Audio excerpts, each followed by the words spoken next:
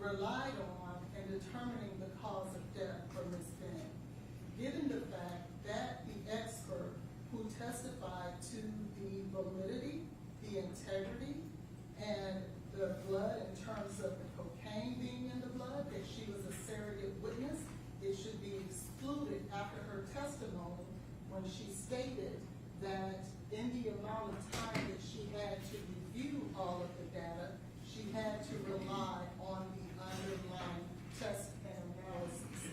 Additional to that, she actually testified, I did not look at each quality control. I was not able to actually check each batch. With her not being able to do that, it violated Mr. Taylor's right to confront all of his witnesses and therefore violating the confrontation clause. As a result of that, anything that was relied on by that surrogate witness should be excluded and should not be considered.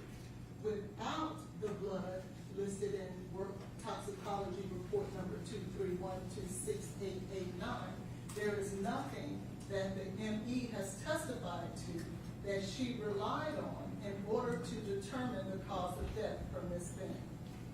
In addition to that, there has not been one witness that has come and tied Mr. Taylor to any drug, any form of cocaine whatsoever.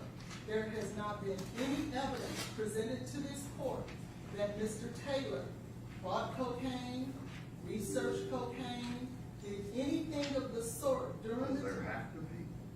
We believe that there has to be a causal connection between Mr. Taylor and the cocaine in order to determine that he... Just the proof based on who was in the apartment for the 3 minutes between the 911 call and the Ms. Benning's call, wasn't it? I would disagree in that it has not been established by any of the experts that the only period of time that Ms. Benning would have been required to take the cocaine, that it was only within that 3 There's plenty of minutes of time. testimony that it would have been very quick. However, they did not state that it would have been very quick after she took it, but we don't know when she took it, and we don't know who gave it to her. There hasn't been any evidence. Be somebody in the that. apartment, or we, Danny, or, I mean, that's a jury question. It is the defense position that no causal connection has been made between the cocaine and Mr. Taylor. As a result of that, in addition to the Smith v. Arizona issue, that there should be a judgment of acquittal, because without a cause of death, then there is no proof evidence that in fact Mr. Taylor could have caused the death of Ms. Bennett. As a result of that, we move for a judgment of acquittal. Okay. All right, does the state care to be heard?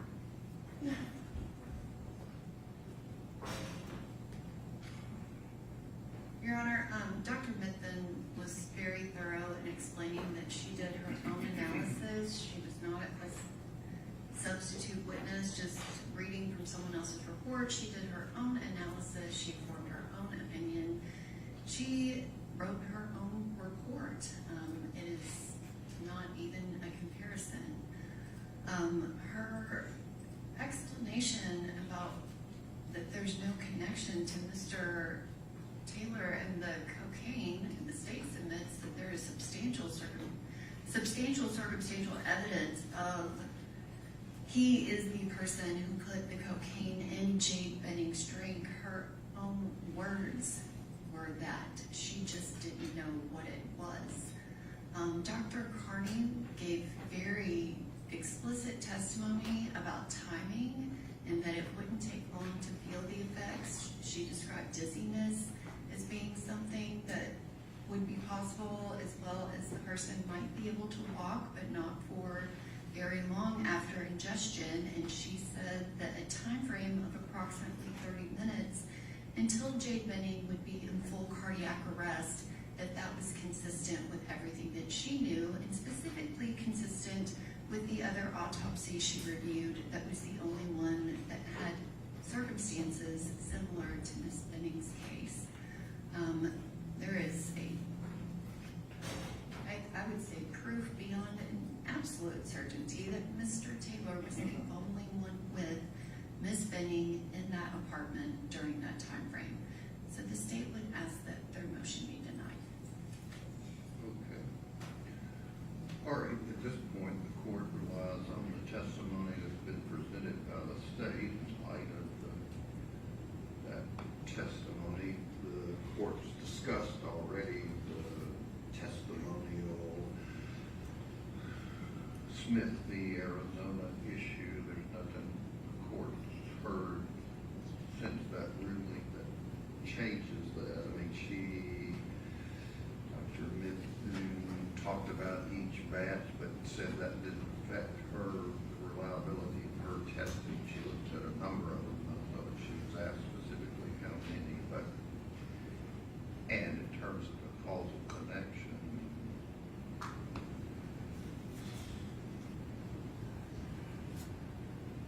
something happened to Miss Benny in that apartment. There is circumstantial or direct proof that Mr. Taylor was the only one there, so that's not my role to judge credibility. If they believe Miss Jackson's statements, then the cited utterance from Miss Benny tells us who it was, so I'll overrule the motion for judgment of acquittal. Who is the defense first witness? Detective James Smith, Your Honor. James Smith, is he here? He is here, I understand. Really briefly, Your Honor, I think we need to test our computer system before we get the jury. Oh, I thought that had already been done. The people were here. But here. I think we're here. I don't think we tested it yet. I just want to make sure we get it tested real quick.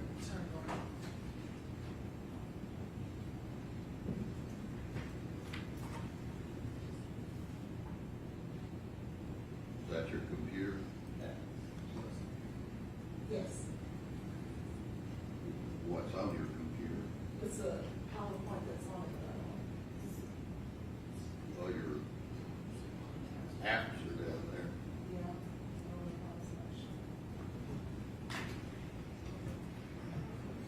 Your Honor, while they're sorting that out, the one other thing I think we're in a See better. where Mark is. What I other thing? think we're in a better position to have a discussion with Your Honor about the jury instruction. Your Honor reference 4210A. It doesn't have to be right this minute, but at some point when Your Honor's ready, we can have that discussion. You want it in the jury instructions or not? At this point, I think our position is we don't necessarily want it in unless there were substantial revisions to it, which we can discuss, but I think as written, we do not want that. Okay. Well, it wouldn't all come in, it'd be as to motive and intent. The other concern I will point out, Your Honor, is the language of that jury instruction uses the word crime. That's why I asked you if you wanted. It could say crime or other wrongful acts. Our position would be the word crime should be taken out entirely because there is no proof. I don't know, that's what I said, whether the jury thinks discussing with someone else about facilitating or causing an abortion is a crime or not. I think there's specific case law that that's not. So you want it in there if it says other wrongful acts? I mean, What word do you want in there? the closest I think we would, I mean, I think that was our position on this entire So form. what do you want in there? If Your Honor wanted to charge that, I think we would be comfortable with. I don't want to charge anything, I mean, it's up to you, I'm required by law to put it. We don't want it in. Oh. That's our position. Thank you. What mark on that? Thought he was here.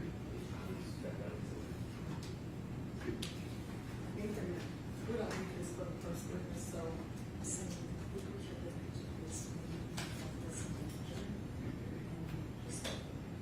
All right, get us Detective Smith.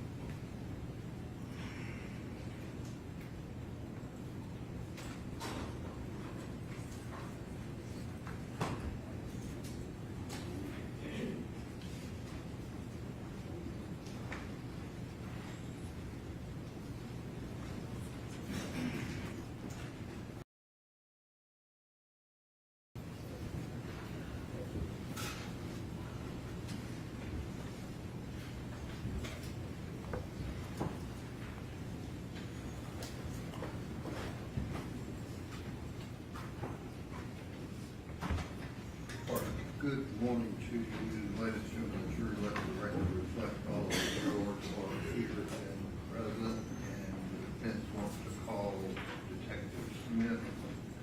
You'll raise your right hand and be sworn. Do you swear the testimony you're about to give to be the truth, so help you God? I do.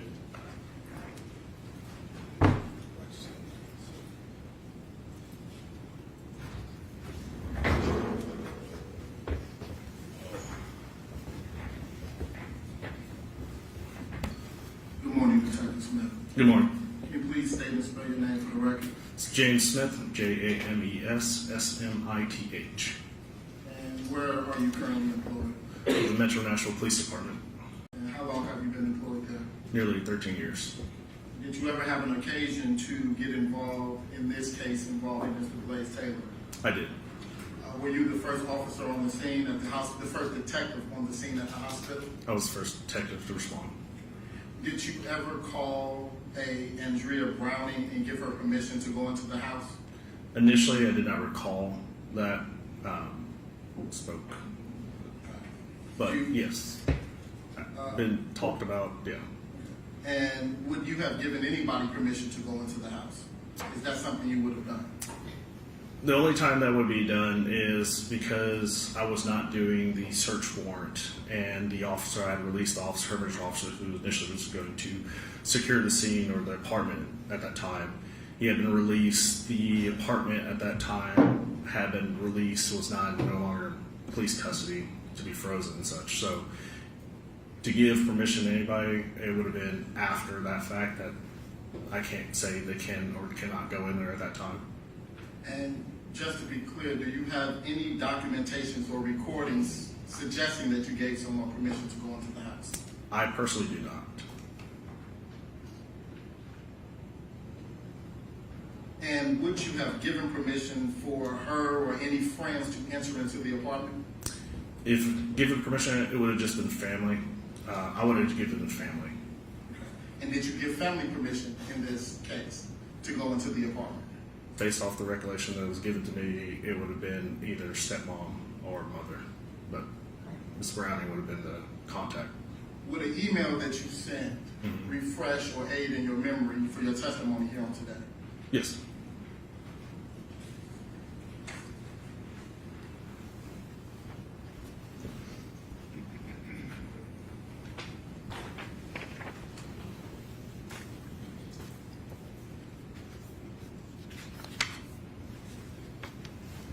Have you had the opportunity to refresh your memory? Yes, sir. After refreshing your memory, do you have any recollection of giving Mrs. Benny's stepmother or any family members permission to go into the house? Like I said, initially when I sent this email, I had no recollection or memory of giving anybody permission. And when did you send the email? This email was sent yesterday, Sunday, June 28th, 2026, around, it would have been 4 p.m. And do you stand by that recollection? Not with the information that was given to me this morning. What information was given to you this morning? You provided me a transcript. I still don't remember exactly giving the permission. Like I said, it wasn't in any documentation. I don't have a recording. The last recording I have was speaking or interviewing anybody was Mr. Taylor. But it was possible that since you gave me information showing this transcript that from Ms. Browning that I had spoken to her. So, is your testimony today that you called Ms. Browning and gave her permission to go into the house? I would say it's possible, yes. Based on what? Based off the information that was given to me this morning. And who gave you that information? You did. And the information that I gave you was what exactly? Transcript from you state Miss Andrea Browning testifying that I called her. Was it Ms. Browning or was it Ms. Burks? I'm not sure. I recall you saying Miss Browning. It was Ms. Burks. I'm not sure who Miss Burks is. Did you ever speak to a Ms. Burks? I'm not sure who that is. That is Mrs. Benny's mother. I spoke to her on the phone initially at the hospital. Again, I don't recall speaking to her after. And in that conversation with her at the hospital, do you recall recall giving her permission to go into the house? No, not at the hospital. Thank you.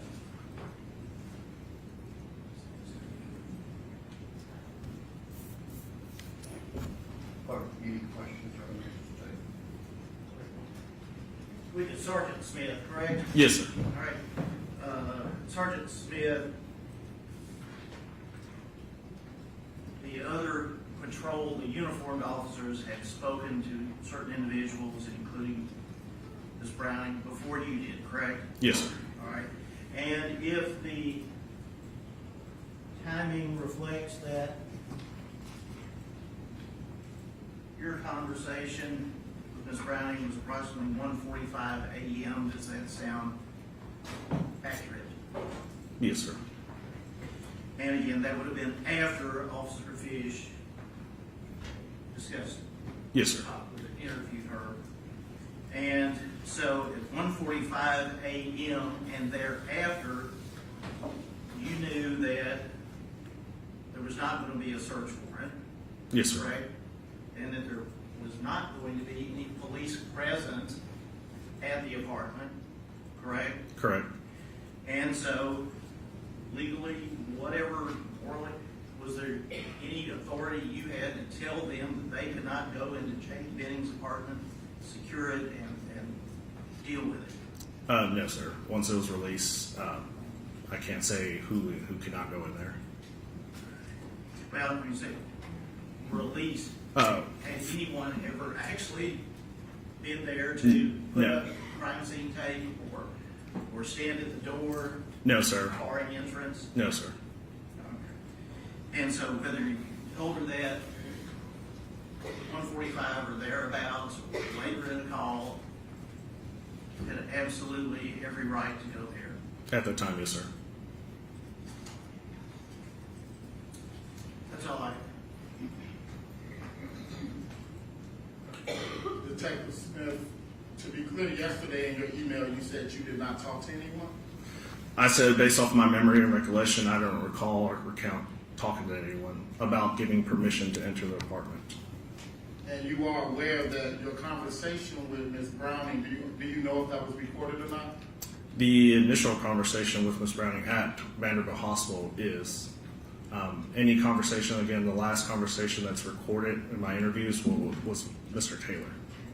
And you would agree with me that nowhere in that recording with Ms. Browning did you give her permission to go into the house? No, at Vanderbilt Hospital, there was no recording of me giving permission to anybody when I was at Vanderbilt. And Is it- outs- Oh, go ahead. Sorry. You go ahead. And outside of that recording, you don't have any documentation or recollection of ever giving someone permission to enter into the home? I don't recall having documentation, or like I said, Mr. Taylor was the last recorded interview I had. And you do recall that a request was made for the scene to be secured? I do. No further questions, Your Honor. Any other questions? No, Your Honor. All right, thank you. Thanks.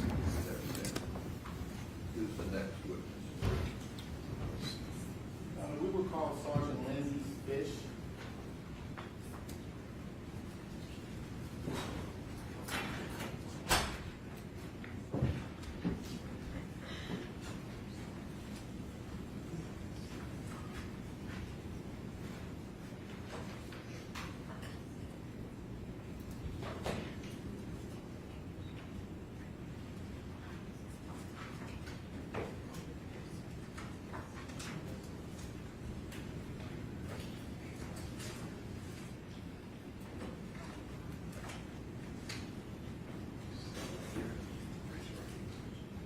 Do you swear the testimony you're about to give to be the truth, so help you God? I do.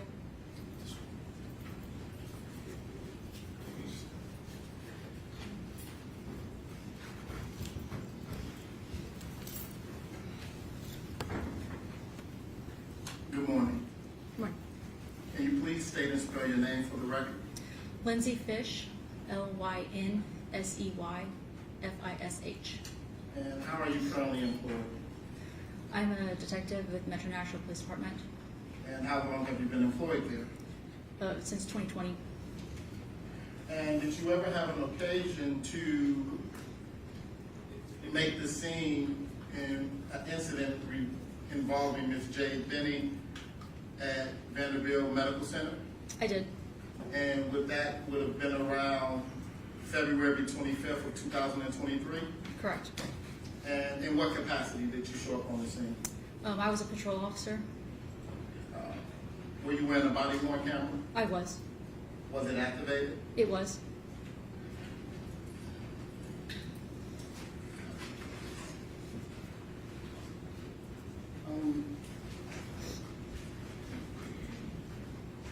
The court officer has handed you a photo, and I want you to take a look at it. Do you recognize it? Yes. Does it purport to be a still image of your body worn camera from that night? It is. And is it a fair and accurate depiction of from your body worn camera that you were wearing that night? Yes. Has it been altered in any way? It doesn't appear to be. Y'all, at this time, I would ask that this be entered into evidence as a defense exhibit 3, I believe. Yeah, we're just putting it in that. 55, I'm sorry. Permission to publish on? Okay.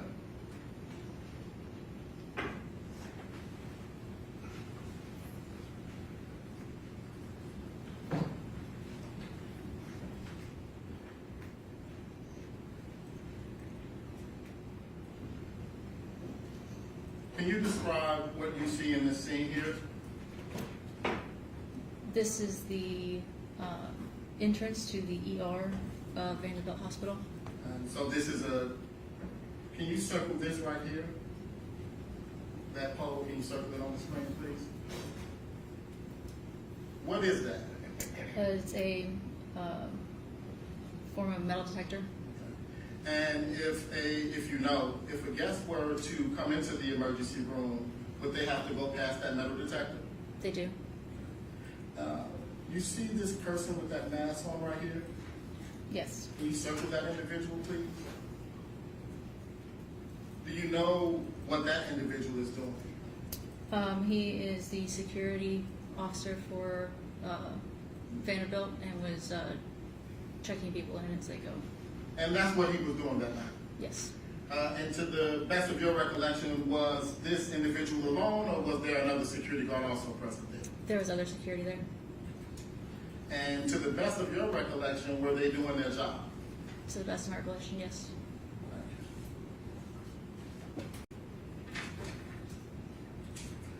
Did you ever have an opportunity to speak with a Miss Brown that night? Yes. One second, I want to go right back to exhibit number 55. Can you tell me what, if anything, that security guard is wearing on the face? The mask? Uh-huh. Is that a mask that they're wearing in this photo? Yeah. What about the individual that appears to be checking in? Is that individual also wearing a mask? Yes. And so was that a standard protocol and procedure that night that people entering into the hospital with had to wear masks? Yes.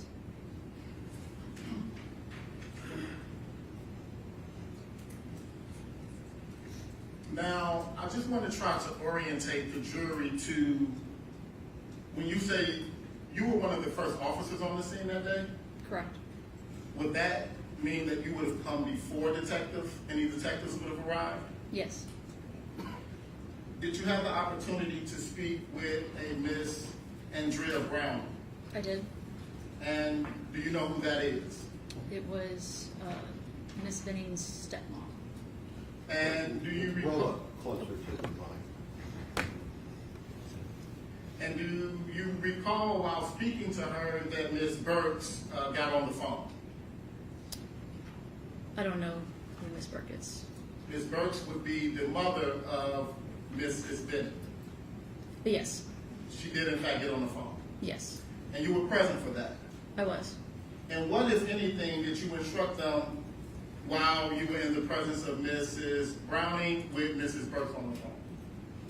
I just informed them of what was going on and asked them if they had any questions. And did they inquire about whether or not there was an investigation going on? They did. And what did you tell them? I told them that there was an investigation going on. Did you inform them that detectives will be coming out? Yeah, I did.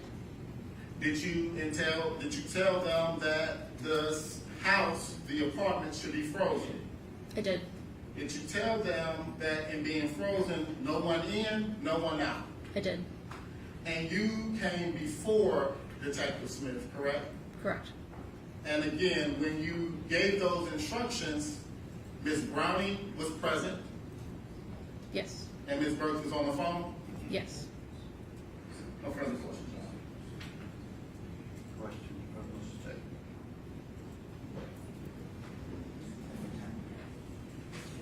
Good morning, Officer Fish. Good morning. You were just asked if you recall telling them that the scene should be frozen, is that correct? I did. Okay. And if your body cam reflects you speaking to Ms. Browning around 12:37 a.m., is that accurate? I don't know the exact time. But when But it was prior to Sergeant Smith. Yes. And to your knowledge, Metro National Police Department was going to go out, conduct a search warrant, and freeze the scene. I knew that that was a possibility. And if Sergeant Smith's search warrant later got denied, and there's a possibility he told them they could go back to the apartment, would that make sense? I wouldn't know that information. Okay, would it make sense if there was no search warrant and no one was freezing the scene, Metro wasn't there? Objection, call for speculation. The witness says she doesn't know that information. Okay, rephrase your question.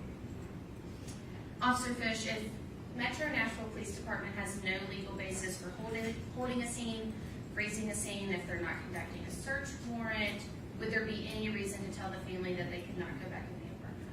No. Okay, those were my questions, thank you.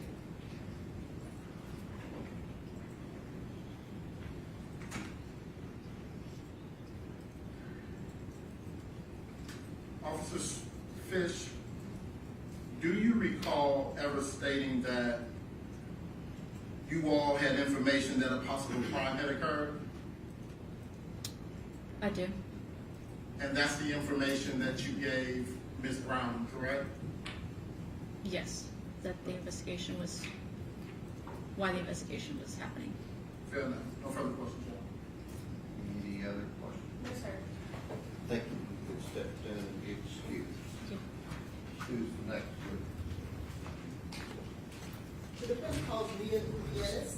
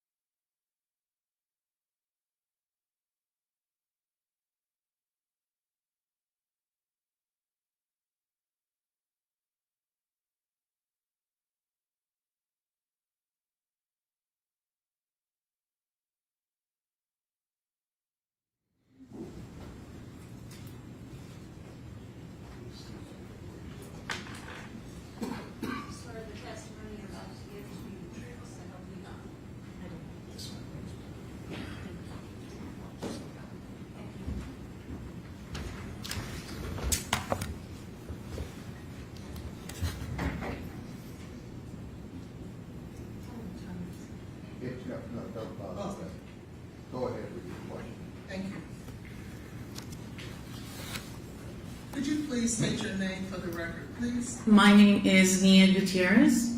And Ms. Gutierrez,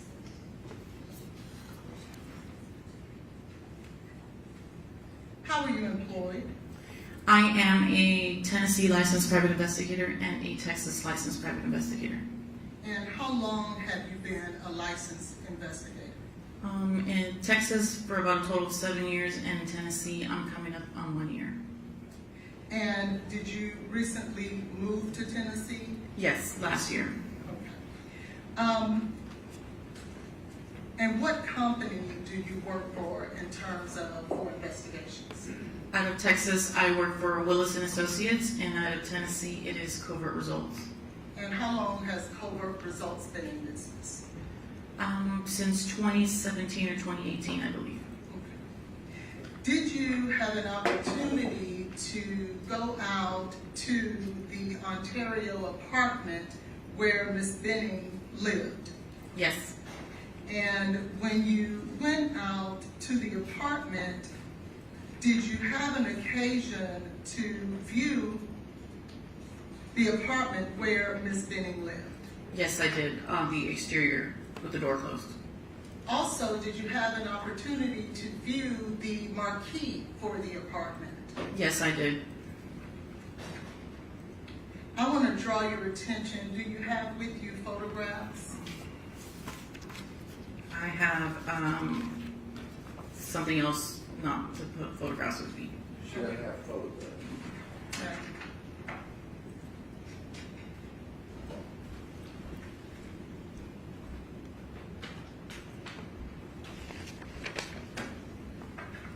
I believe you should have that photograph in your packet there. Yes. Okay. Do you recognize that? Yes. Okay.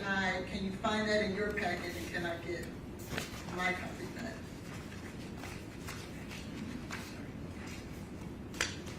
I'm sorry, this picture is not in my packet. Okay, that's fine.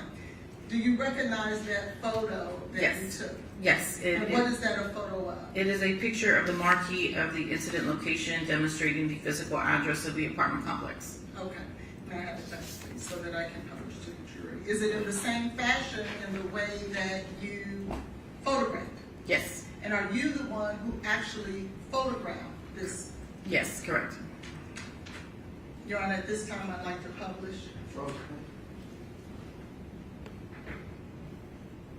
Is that in fact the marquee for the Ontario apartments or condominiums? Yes.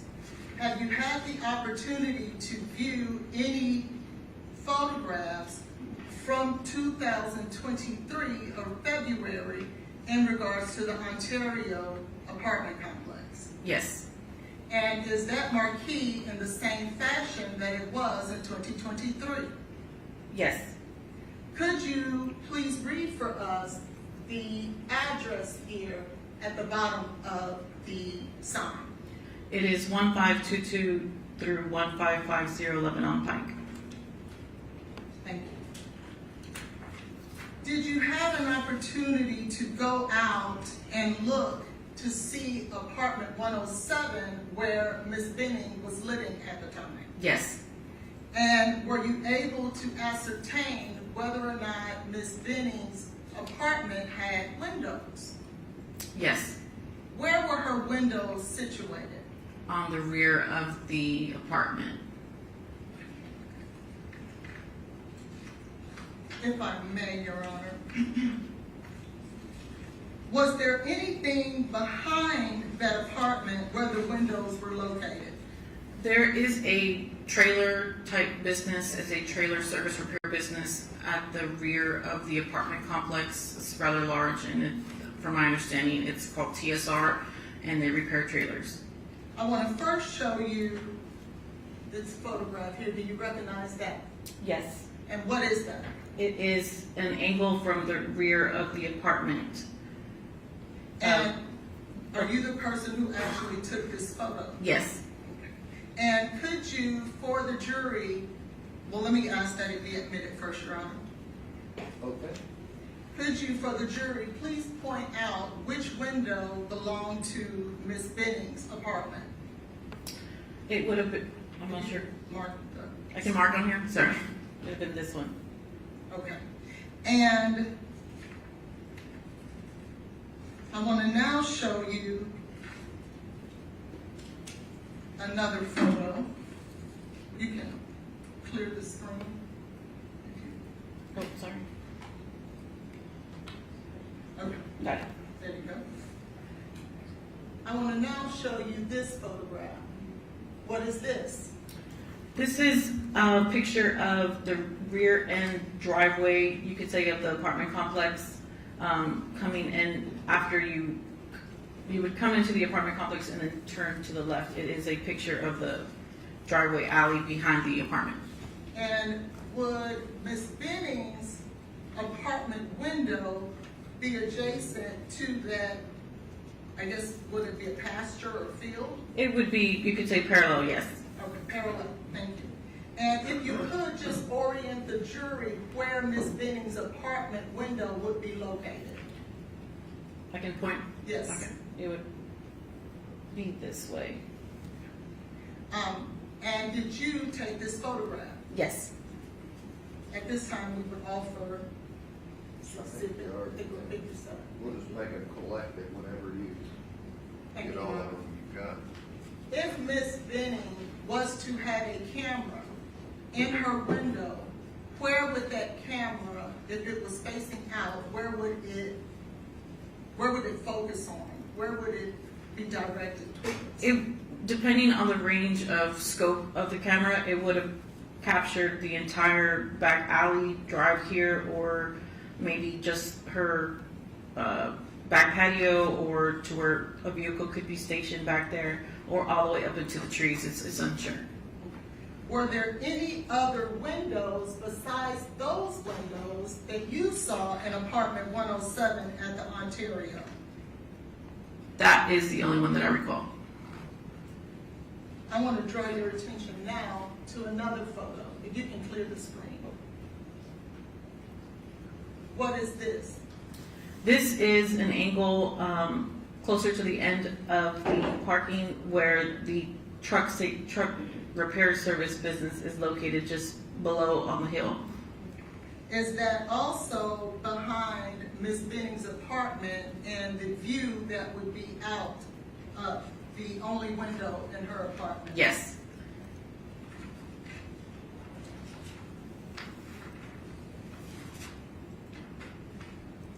And what about this photo?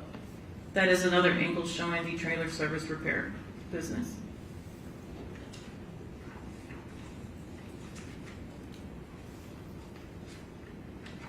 Now, did you have an opportunity at our request to do any research in regards to the son of Miss Stephanie Franklin? Yes, I did. Did you determine a name for the son of Miss Stephanie Franklin? Yes, the name is Jordan Franklin. And were you able to ascertain whether or not Mr. Jordan Franklin was in fact a police officer? Your Honor, to object to the relevance of this. Your Honor, there's been testimony that a police officer gave Ms. Right, Franklin. you asked all about it. A police officer told her to do X, Y, Z. Correct. And if I Now- may, I would like to, So what do you want to ask? did you ascertain whether or not Ms. Franklin's son was actually a police officer? Yes, so to answer the question, That would be based upon hearsay. Care to be heard? Yes, it's not hearsay. She did the record search herself, Your Honor. Well, I know that, but wouldn't the information be an out-of-court statement offered for the truth? I don't believe that if you were doing, nobody told her anything. She researched to see whether or not a T-pole existed So for you Ms. want to litigate whether the gentleman was or wasn't a police officer? I think that's very important for the jury to know, Your Honor. I object on the basis. It's hearsay. I believe it goes on the effect of the listener. Effect on the listener? Absolutely. Okay, it is hearsay, so I'll sustain the objection. Also, it goes to 609 impeachment, which allows you to impeach with hearsay. Based on reliable information. Correct.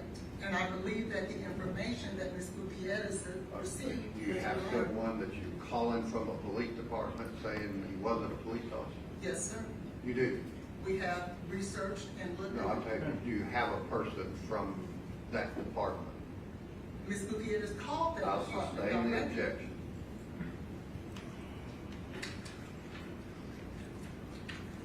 And, Your Honor, if I may, through this witness, introduce this judgment. I certainly object to that. Okay. It The is- judgment about. It's a certified copy in regards to Okay. Mr. Have Jones. you looked at the certified copy? I'm not sure which one Yes. is using, we have the one, Here you go. I gave it to you last week, but I'll give you one. but may we approach? Oh, okay.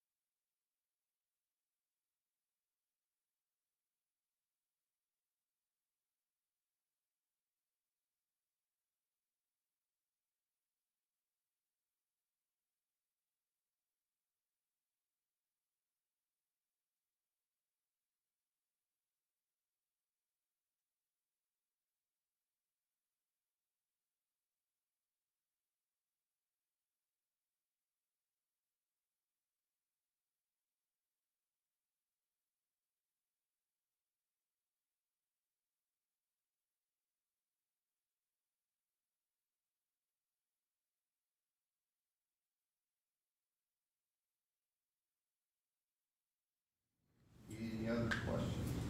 No, Your Honor, not from this witness. Okay, and get those, I think, maybe 5 photos that you asked her about.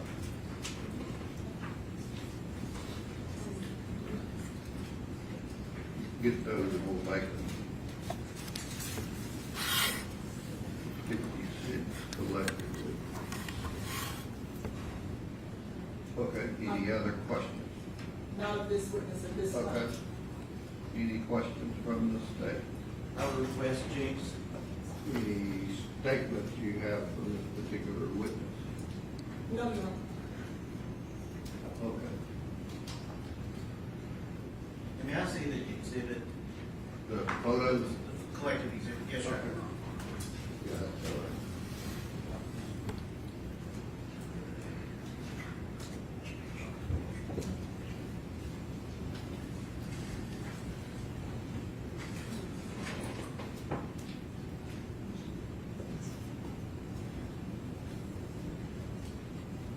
I believe you said that you were employed by Covert Investigations.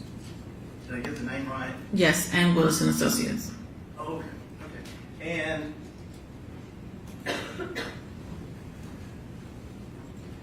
is that based in Texas with an office here, or is it totally Texas?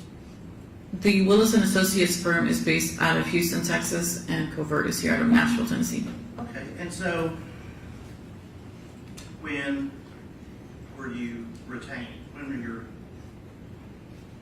Covert or? Are you asking if I've been retained through which firm? Yes. Or, okay. Okay, well, I've been retained under Willis and Associates since before my move to Tennessee on this case. I was just trying to get the time lined down. And with respect to this particular case, when were you retained? Covert Results was retained at some point on the case after Willis and Associates, but is my understanding, to my knowledge, When were you retained on this case? When did you start billing? I'm billing under Willis. When did you start? Early 2024. And what is early 2024? I would say probably March. Do you have records of that? Yes, according to timesheets that I turn in, correct. Do you have those with you? I do not, but I can get them if needed. Did you have any other involvement as an investigator with this case prior to, when you say early 2024? No.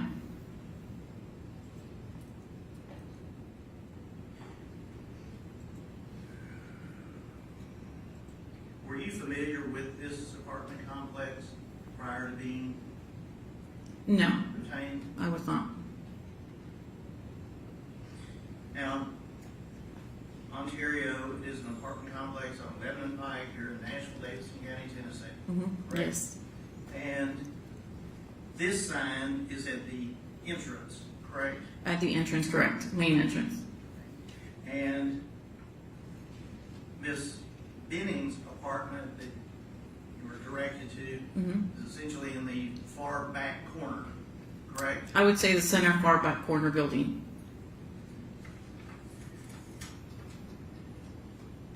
Well, let me, council, seen this photograph. Let me put this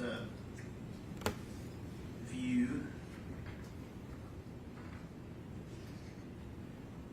Actually, it might show better, but you have the ability to touch this. Where is the sign that we just saw? It would be right about here. Okay? And Miss Benning's apartment would be in that general area, correct? No, that would be the entrance of the breezeway to her apartment, but not on that corner. Okay, well, would you circle in what It would- part of that corner it is? Probably right here towards the center, somewhere in that section. All right.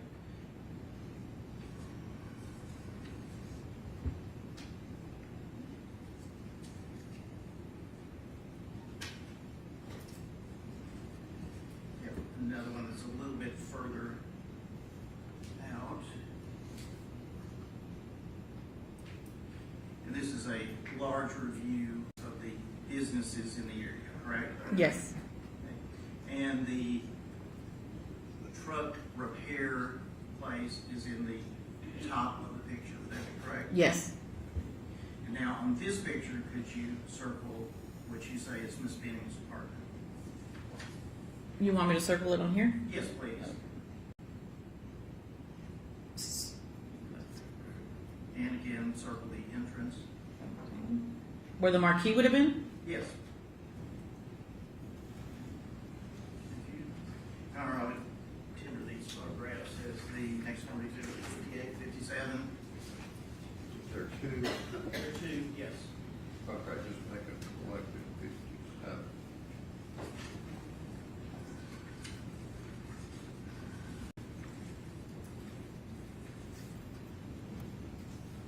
And this is part of Exhibit 6 that we've previously seen.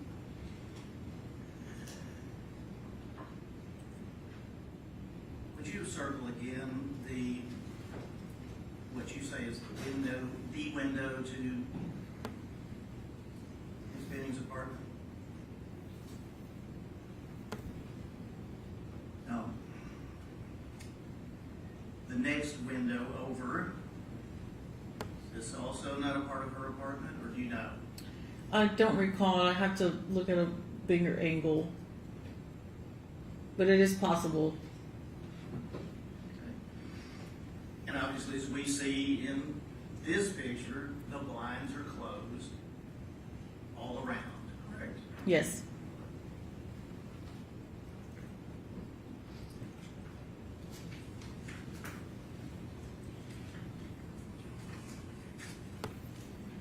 You never went in this apartment, did you? I did not.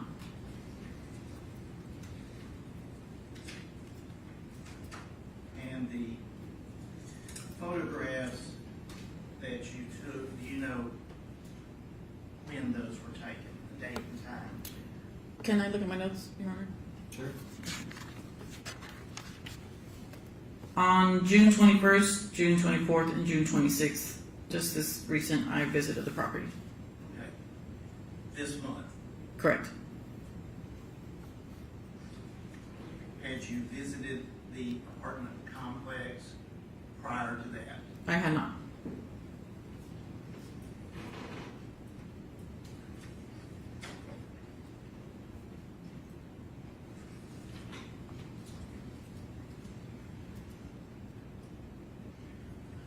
Judge, those are my questions. I'll Okay. submit these facts. Any other questions? No, Your Honor. All right, thank you. Next. At this time, Your Honor, we would submit the judgment. Okay. The judgment for Keontae Jones for conviction of theft on September the 1st of 2022. Okay. All right, mark that as 58.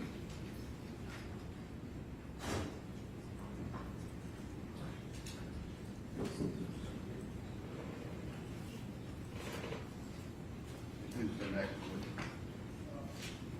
The defense will call Dr. Sheila Peters, Your Honor. Okay.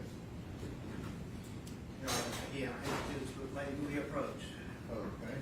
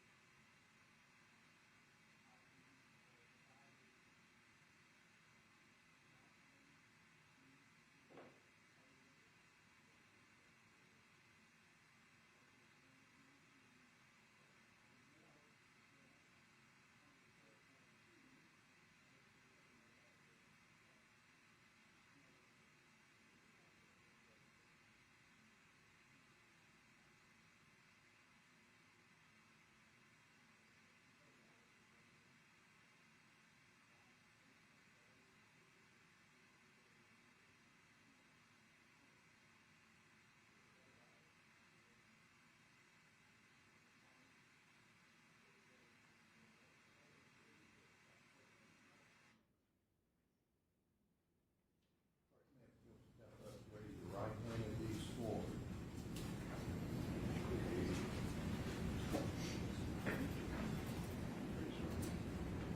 Do you swear the testimony you're about to give to be the truth, so help you God? Yes, I do.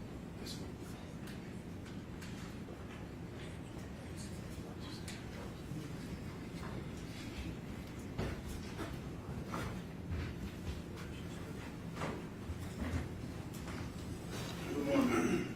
Morning. Can you please state and spell your name for the record? Sheila Peters, Sheila Peters. And how are you currently employed? I am an associate professor at Fish University, and I also operate a private practice, A private practice in what? clinical psychology. Did you have to go through or undergo any schooling for that? Yes. What We school? are not objective. They're not calling her as an expert. This is background information, Your Honor, if I may. Okay, go ahead. Did you have to undergo any schooling for that? Yes. What kind? Undergraduate degree as well as a master's and a doctorate. From where? Undergraduate degrees from the University of North Carolina, Chapel Hill. My master's and my PhD from Vanderbilt University.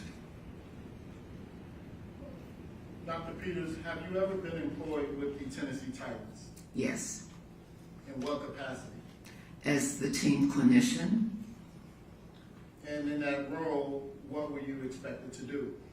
in that role, I was expected to provide support and assessment for players, coaches, and the entire organization. And when you say support, what, if any, difference is there between support and clinical work? My role was to help anyone that was experiencing any kind of distress and determine what their best treatment would be.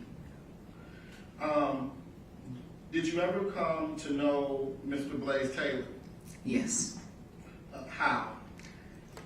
During the playing season, on average, I would attend one practice a week, and I would see him as I would see other individuals coming out to practice. And in those general interactions, what was, if any, your impression of him? Your Honor, I object to that. Impression. We're not having. They were co-workers, Your Honor. I'm just asking her what was their impression, her impression of Mr. Taylor. With a time frame. All right, I'll sustain the objection.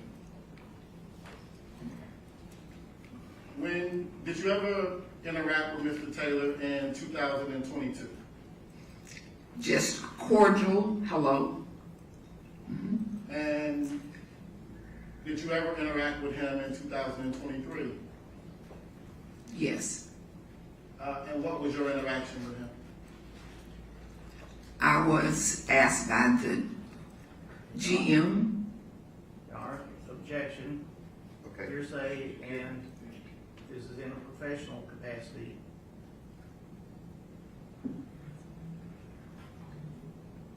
If I may, Your Honor. What is your question? My question is, did you interact with him at all in And your answer is 2023? yes or no? Yes. Okay, she did. Thank you. And what time frame did you interact with him? It was in March. Was it once or more than once? It's twice. Do you recall any dates? Yes. What dates would that be? March the 3rd and March the 8th. And when you interacted with him, what, if any, impression did you have of him? And again, Your Honor, I object. Okay. To Your get Honor, if I an may. impression, she'd have to be declared an expert in what? I'm not, I'll rephrase my question. Okay. What, if anything, did you think of his demeanor when you interacted with him? Your Honor, I object to what she thought about it, because that would be a Okay, clinical she assessment. could describe his demeanor. What was that? He was concerned about the situation. That would get into hearsay. Yes, sir. So, She just described his demeanor as concern, Your Honor. okay, concern. All right, then what's your next question? And the second time you interacted with him, when would that have been? She said that already. Well, March just- 8th. March 8th. Yes, sir. And what was his demeanor like when you interacted with him on March 8th? On March 8th, he was troubled because Ms. Benny. Okay, see, you can't get into things he said, and you relied on those to come to that opinion. Your Honor, I thought she testified that he was troubled, not that he said anything. If she was about to say that, because of something. Do you know why he was troubled? And Your Honor, objection. That would be based on hearsay from your client. She says he was troubled, so what's your next question? And were you there to support him? Yes. And how did you do that? Your Honor, I object to the relevance of her support. Your Honor, there's, Did you counsel him? That's a yes or no. Yes. Okay, what's your next question? And as a result of your interaction with him on March 8th, what, if anything, that resulted from that interaction? Your Honor, I object to that. Let the lawyer step up.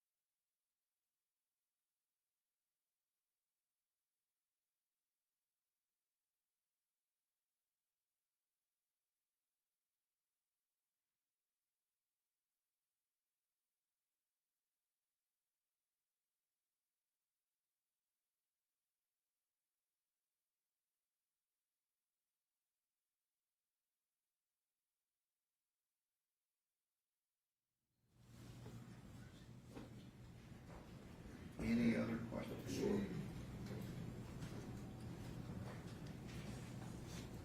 Dr. Peters, do you know if Mr. Taylor remained with the Titans after March 8th? I don't know. Do you know where did he go, if anywhere?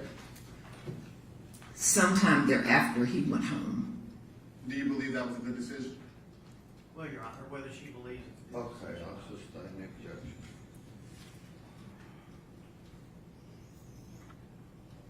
When you encountered Mr. Taylor on March 8th, was there anything out of the ordinary with him?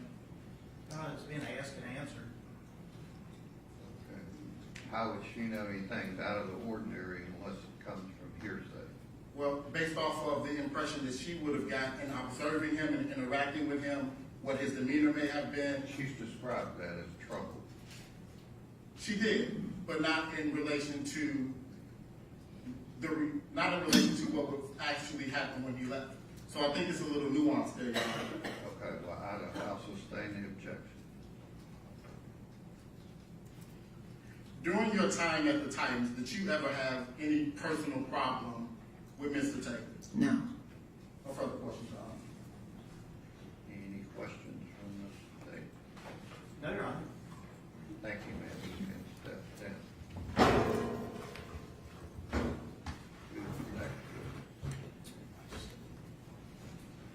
At this time, Your Honor, the defense will call Dr. Melissa Ujiri. Jerry.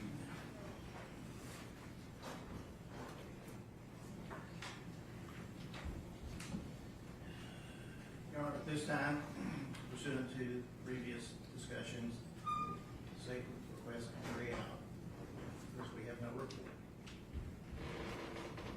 All right, ladies and gentlemen, the jury appeals step down the hallway, just briefly.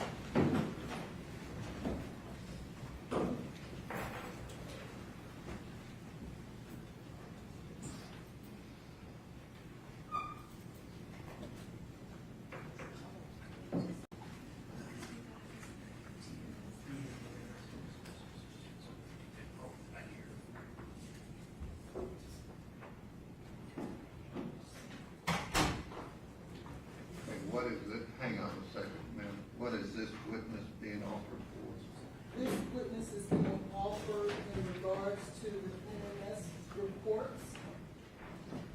To the NMS reports that were tendered to the defense in regards to the blood and urine of Ms. Benning.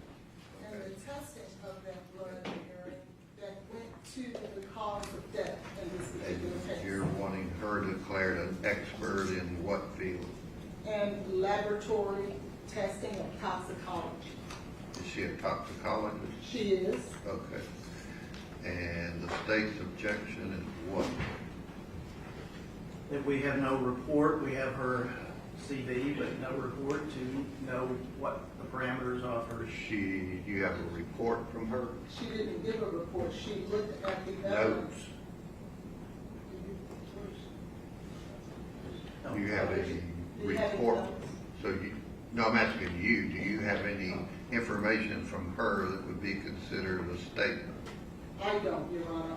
I asked I'm her. not talking about you, I'm talking about your firm, your counsel. No, I am from the council. We don't have anything. I've met with her on several occasions. I have my work brought up, but I don't have any notes from her. So she's never emailed you or anything like that? Of course. But It it would wasn't a be report. her notes. I don't have notes from her. She may have emailed me in regards to what time is the Zoom call, or are we? She doesn't have a report. No. she So didn't. what do you want me to do? We would hear her testimony out of the presence of the jury for the court to determine whether it will materially assist the jury and basically a McDaniel hearing. So you're thinking this particular witness isn't qualified as a toxicologist? No, it's the substance of what she testified about that we have no knowledge. She just now says about NMS. Well, if we'd had a report, we might know whether to have. Some people don't do reports for Unless- tactical reasons. Yes. And it would appear, since the witness has a notebook with her, that there may be some, it's nothing else, jinx material. What's all that? Your Honor, it is my brief notes to prepare for testimony today and the NMS reports that were provided. Okay. Do they have a right to look at that? Sure. How long do you need to do that?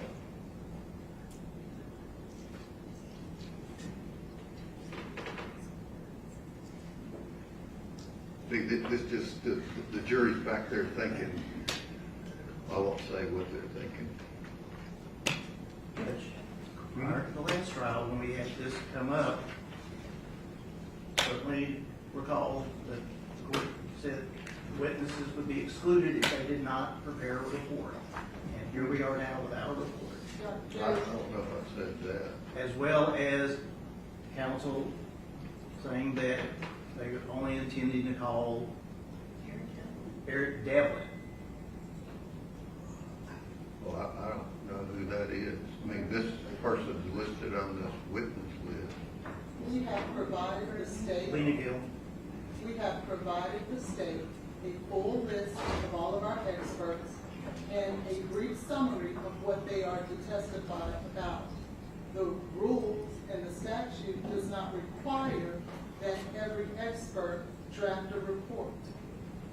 Any notes that Dr. DeGarry may have, I don't have those notes, and they're more than willing to look at whatever notes that she's made in order to assist herself in this testimony in the same manner Dr. Bethune had to give me notes when she turned over almost 10 pages of notes to me. Do you have all of your notes pulled out? They're right here, sir. Do you want to look at those, the state want to look at those before she testifies? Yes, Your Honor. Okay.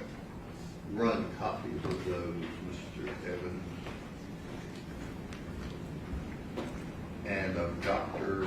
Bartolome, Dr. Larkin, and Dr. Lindsay. How many of those do you plan on calling?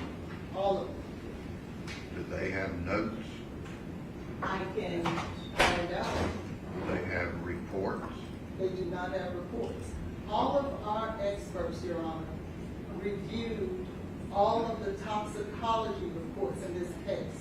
There were almost 13 toxicology reports in this case that needed to be interpreted. There were litigation packets that went along with those toxicology reports that were out of the purview of counsel's knowledge. We're not scientists, so we had to actually confer with experts in order to understand the science in this case. Sure. And so we hired experts to assist us to Okay. do that. Did you have someone get from those other three doctors their notes that they would be using to testify? I certainly can. And get those to the state? I certainly can. All right, go ahead and do that. How long is the state meeting?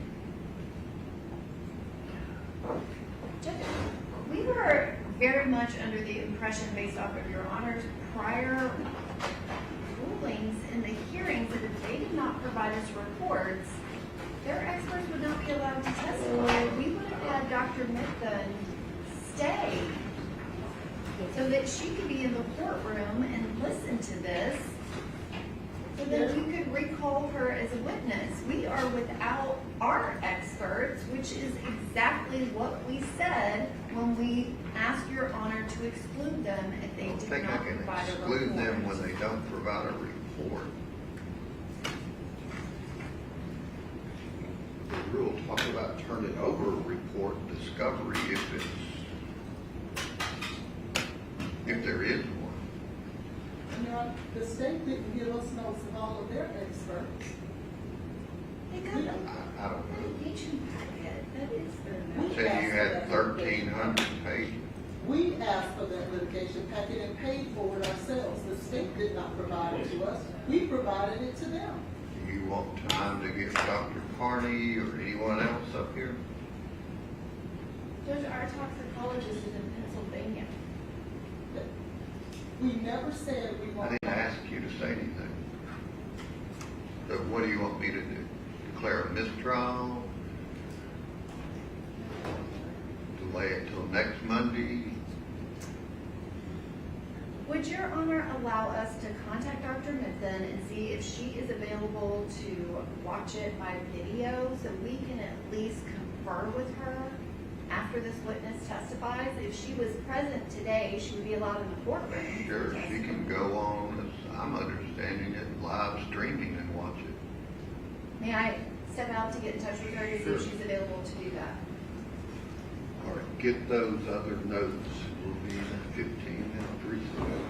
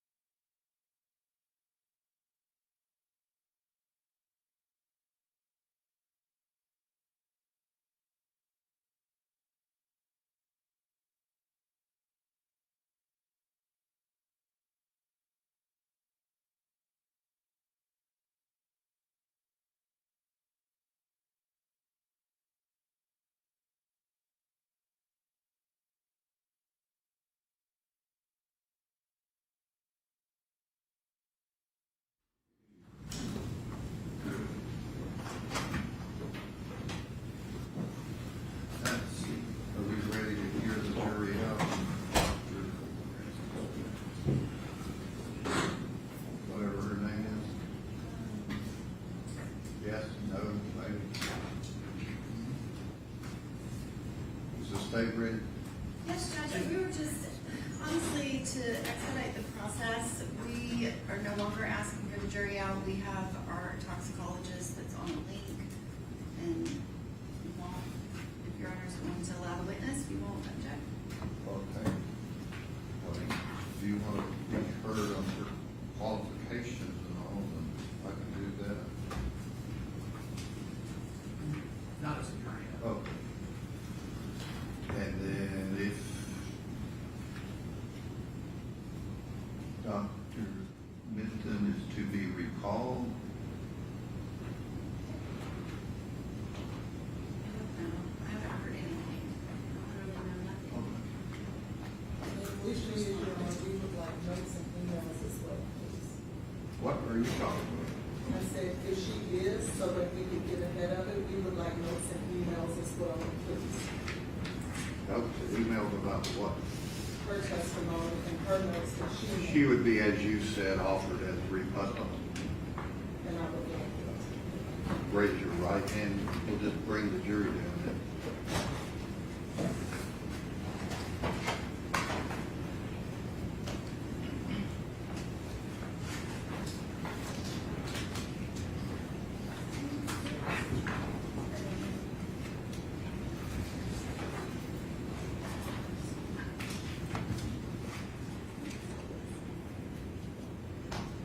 We just got handed, are these more notes for her? Shut the door there. Did you give them earlier when we were in here all of your notes? That I had with me, yes. I have 4 pages that she handed us. What is all of this? I just got handed this. We printed what you asked us to print, the notes. For this witness? Yes. I thought she provided it. You wanted emails, so I. No, I didn't want emails. You asked. I asked her for notes. She gave her notes. What are these? My emails. These I are not, didn't ask for emails. these are not emails. I just got a whole stack of notes. What is all this stuff? That was you had asked earlier if I had sent her work product of what I was doing as I was reviewing the data, and that's what that is. That's what I Also- sent to her a long time ago prior to preparing for testimony. This was my analysis of going through the data. So she did give you notes. Sounds like a Let report. me see what you have. I don't know what you have. That's I not, know it's what you emailed them and somebody printed these out for me. it's not a report. There's not an opinion in it. Your Honor, the state renewed our This is objection to this the is- witness. This is the exact same thing that is a snip of the litigation act. It's all it is. And then Can you determine whether most of that is from your witness's litigation packet? There's only, I think, the last 3 pages of this. This is And all then what's the other notes. stuff? May I explain to her what she's looking at?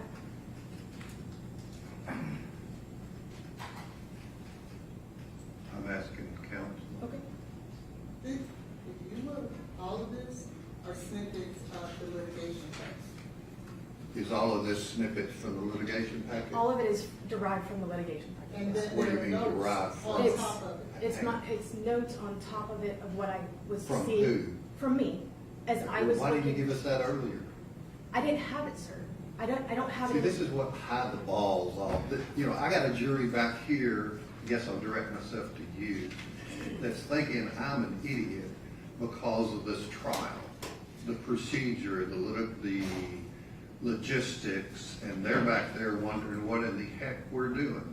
That's why, you know, the intent of Rule 16 is not hide things. I'm getting the notes in the same number that they gave Why to didn't they me give with them? Dr. I'm not worried about how they McCoy. gave them to you. I'm dealing with how you gave them to them. Well, Do you think, Mr. Brand, Rule 16 doesn't include providing these notes pre-trial? No, he did, and so. No, he didn't. Y'all didn't. I'm asking him, do you think Rule 16 would include, when it says copy photographs, documents, reports, and provide the other side, if you've requested discovery? Did that include this stuff? No, Your Honor, How so? because I think this is probably James material, under 26.2. But they're reports from what you're proposing to be an expert. I don't think that's a report. I think it's her working notes as she's reviewing the material, which could be James material, but is not a Rule 16 report. See, that's the problem with efficiency, which I hate inefficiency. I appreciate So, do you need additional time now? Yes, I would like for my expert to be able to have this. I just got handed it as she was Can you literally. email that to your expert? Completely disorganized. Judge, I submit that what she has provided is a report that she provided to the defense, and she just said it was a while ago, and the defense did not provide it. We filed a motion to exclude and asked Your Honor to exclude any witnesses that had not provided us with a report pre-trial. Okay. They're saying that's not a report.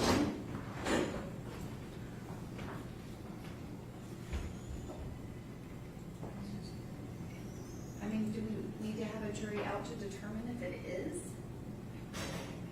If it is a report, is Your Honor gonna exclude it? Sure. Well, then I would ask the witness, there be a proffer to the court, for the court to make a Inspect determination. and if copy or these are photograph books, papers, documents, photographs, tangible objects, or copies or portions thereof, if the item is in the defendant's custody and intended to be introduced as evidence in their case in chief. This is not being introduced in our case in chief. That makes no sense. Well, it's not being introduced for our case in chief. So you want to orally ask her all about it and then just, I'm I not want to do it moving in to the same introduce manner it. that General Norman did. I'm not dealing with that. I'm dealing with, have you complied with Rule 16? Yes, I have.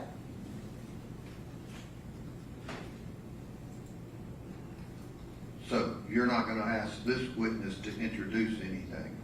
No, I'm not. So what do you want, General Norman? Well, honestly, I gave somebody my paperwork to go copy it and send it to our expert. I thought you got an email with that in it.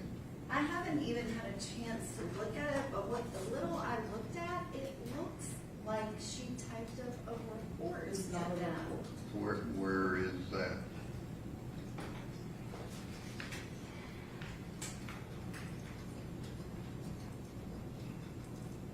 Where's the copy I gave you? Here it is. What page in that are you thinking is a report? There's one that has like 7 or 8 pages and then a couple of pages of litigation packet in the back. Well, I'm not worried about the litigation packet. I'm not either, it's everything that precedes it. It looked like, I don't know, what, page 47, 48, what are all these notations for the litigation packet? Yes. Page 50, 51, so that's just a summary of what she's looking at. 69, 75, 81.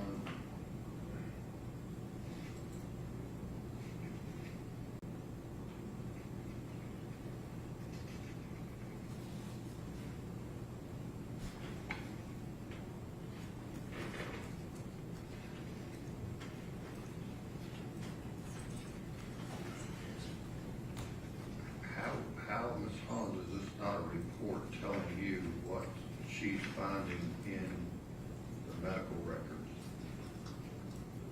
She is regurgitating what is in medical records. It is not an opinion. She's not a doctor. So there, she can't give an opinion on a medical Well, record. it's saying here, And neither are we planning on introducing it.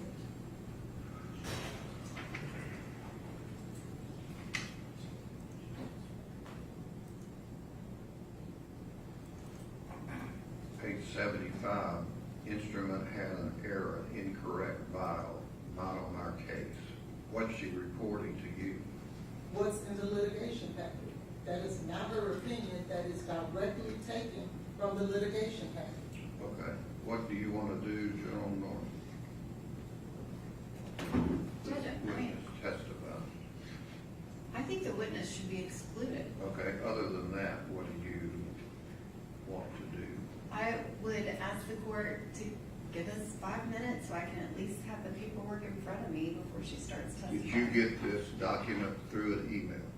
I don't know. She handed me documents, she emailed me documents. I'm It asking was that an all. email to the court. I asked Were you all not of it in be on it? printed. I'm saying I don't think they're the same things. What she handed us and what she emailed us, they are printing it right now. The emails that I sent over are nothing but logistics. I sent them over because they're emails. Sent them to who? To Joe. No, I'm not talking about emails in the past. I'm talking about, did you email this packet to the state? I don't know. Yes, Your Honor, I believe that the packet that you're holding is included in the email to the state that has Did you get this several by email? Word documents. I received an email with 7 attachments that say summary of lit package, which sounds like a report. If she is not introducing anything, then our Do you request. want to forward this to your Yes, Dr. Mitchell? Can you do that? I have forwarded the email. I'm asking that the printed documents, which don't appear to be exactly the same, be scanned in so we can send that, and that's happening right now. How did I get this if it's not included in an email? I'm saying she handed us documents and the emails look like there's additional things. Who handed you documents? They did, right when she was walking out Was to the this stand. packet sent to the state as an email? Yes. Yes. Do you have that? Yes, Judge, I received it a few Okay, minutes ago. can you forward that to your expert? I did. Okay. All right, so do you need additional time? I would like to have a copy, but I guess. Oh, okay, give that to the state.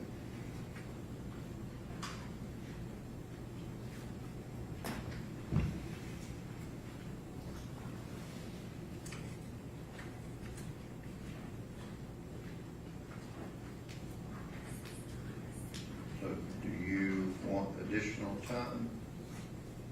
No, Your Honor. All right, let the jury step down.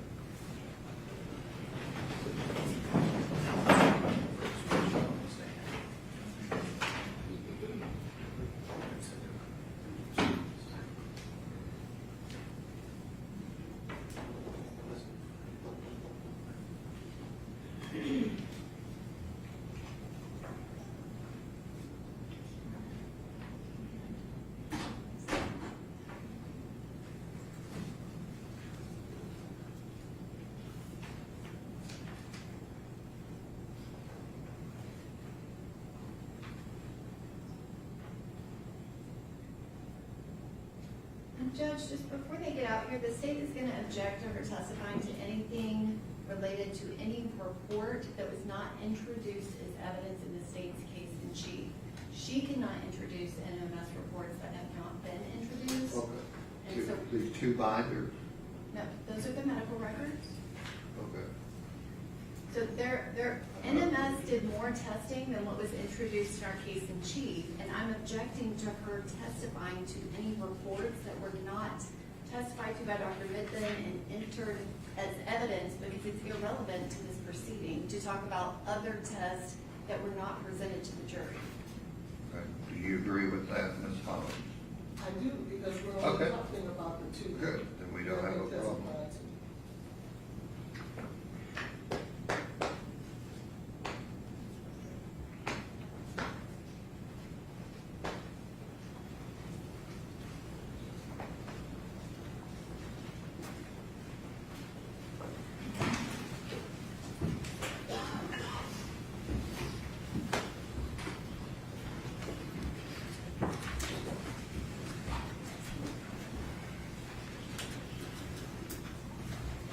All right, thank you for your patience, ladies and gentlemen of the jury. Ma'am, if you'll step up, raise your right hand and be sworn. You swear to testify you're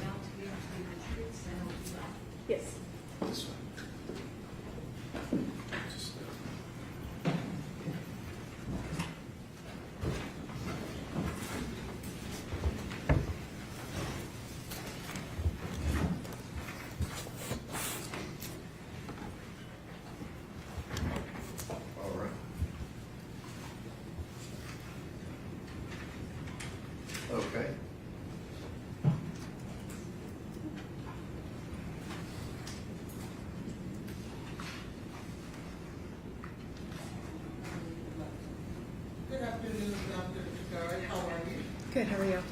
I'm good, thank you. Could you please state and spell your name for the record, please? Dr. Melissa Jiguer, Melissa Giguere.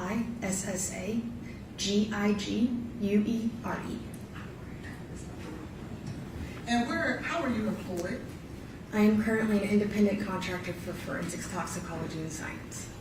And where are you in terms of company that you work for? Who do you work for? I currently work for a company that I own. It's MG Forensic Consulting. And how long have you been a toxicologist? I started doing toxicology in 2014. And where did you go to school? I received my Bachelor of Science at the University of North Texas, and I also received an Industrial Master's from the University of North Texas in Chemistry. An Industrial Master's is different than a regular Master's because I did not have to do a thesis. I had to be working in the field and had to write my paper in regards to what I was finding and doing the lab work in the field. And then in 2023, I graduated from Oklahoma State University with a Doctor of Forensic Sciences with an emphasis in toxicology. It is not a PhD, it's a professional doctorate. The difference between a PhD and my doctorate is I didn't have to write a dissertation. I had to be employed in the laboratory, and all of my papers were based on data that I produced while working in a laboratory. And how many, I would say, how long would you say that you worked directly in a toxicology laboratory? Just over 10 years.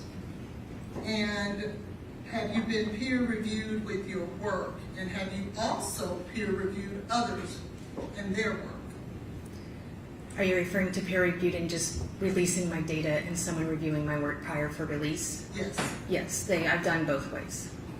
At this time, we would tender Dr. Jiguere as an expert in laboratory toxicology. Any questions on that request from the state? All right. Ladies and gentlemen of the jury, this witness be allowed to give an expert opinion in her field. Like I told you before, you can place such weight on it as you choose to. And do you have a curriculum vitae in regards to your training, experience, and education? Yes, I do. At this time, Your Honor, I would tender Dr. Jiguere's CV. All right. You want her to see it? No, I just tender. Okay, just give it to the clerk. 15 minutes. Dr. Jiguere, have you had the opportunity to work in labs that are accredited by the ANAB?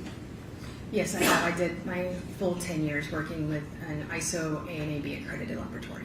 And what exactly is ANAB? So ISO 17025 is it's an international standard that people who do qualitative, quantitative results have to follow this standard. It is, if you look up pharmaceutical companies, petroleum companies, they follow it as well. So then you have ANAB, which is a subsidiary more for forensics that you have to follow. And so it gives a little more guidelines to be more for science versus petroleum or some other company that could have ISO. But then it goes a little further, it goes into ASV, which is an American Standards Board, and they produce guidelines and standards specifically for forensic toxicology. So you have a blanket overview and then you kind of narrow down into a funnel from there. And can you tell us some of the things that are required in order to be accredited, such as chain of custody, such as keeping things stored at proper temperatures and things of that nature? Sure, so the accreditation is very, the ANAB standard itself is very bottom line. It's very minimum, and it says you have to maintain a chain of custody. You have to monitor your refrigerators, and it should be kept between this temperature to this temperature. But you get those more finite details in the American Standards Board standards, those ASB standards. ANAB is more of a general, it's you have to do this, but you should try and go better. It's the bottom line of what it is. And so you have to maintain chain of custody, you have to document all kinds of everything in a forensic laboratory. You have to, the bench notes that as you're working through a case and you take a bench note, you write down it's oily or it smelled funny or whatever, that has to be maintained with the case file as well. It also goes through guidelines about who's allowed to work on it based on credentials. It goes through who has access to certain areas. It restricts that. It doesn't restrict it, let me clarify that. It dictates how you should document who has access. It's more of a documentation aspect from ANAB versus the recipe on how to do things. And why is that important? Forensics is the way I look at it, has three pillars. You have integrity, you have chain of custody, and then you have unbiased opinions. And you have that as a three pole and a stool. If you lose one of those, then you kind of wobble and you kind of can lose the reliability of the forensic analysis that you have. And so those guidelines between ASB, ANAB, and ISO all help to make sure that that stool is good and stable and it can be reliable and accurate at the end of the day.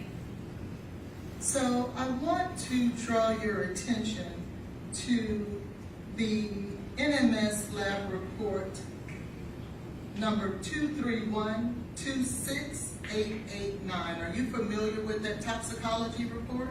Yes, ma'am. Do you have a copy of that report with you? Yes, ma'am. How many reports were issued under that work order?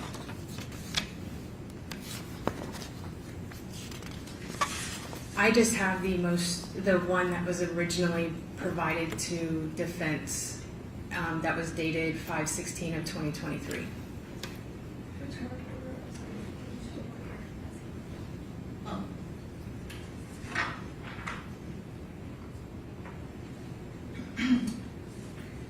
And have you recently been made aware that there was a new report issued on June the 10th of 2026 in regards to litigation packet 231-26889? Yes, you informed me of that.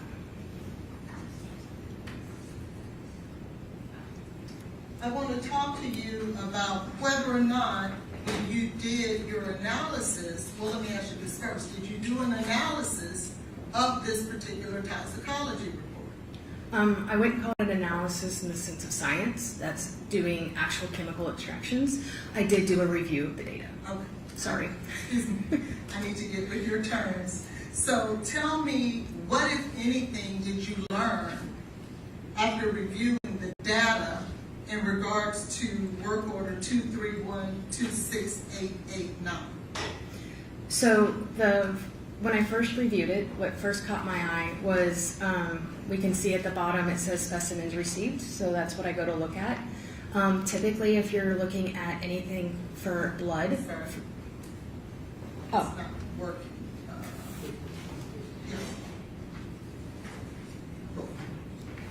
Just get it. Don't worry, I can use this. My computer doesn't like that. Can I switch? We're gonna end up having the problem again, so don't worry about it.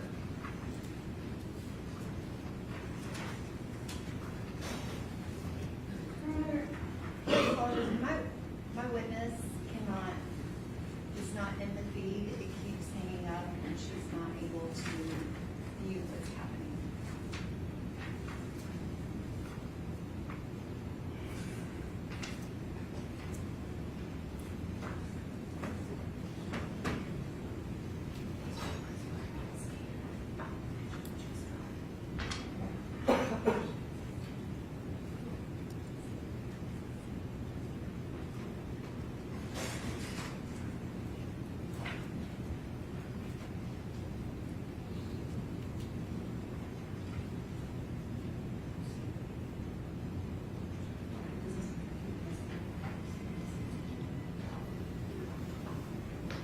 He said it's on the witness's end that he can hear. It's not that she can't hear it, it hangs up. It just lags and freezes up, so it's not just hearing, it's freezing. That is her internet and her buffering, not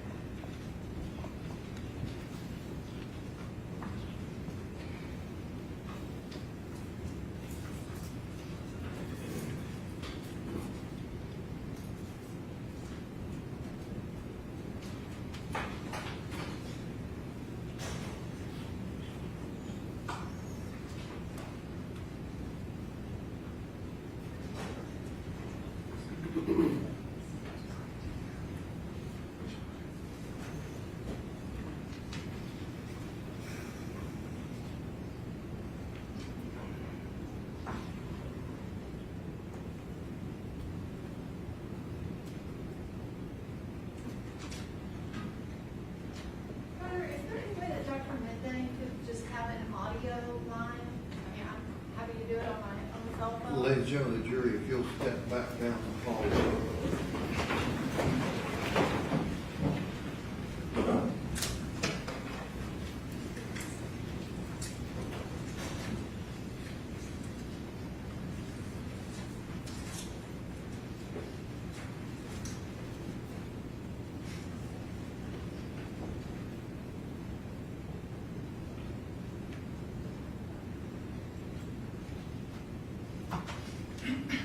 I don't know of any way to do a Zoom link and do additionally what we're talking about doing in this trial. She's somewhere that she can relocate or get better internet service. She said she tried it on Wi-Fi and also her cell phone. She was in the car driving and drove to the location so that she could do this. She said if she could just be on a phone line so she can hear what is said, that would be sufficient. Is that a possibility?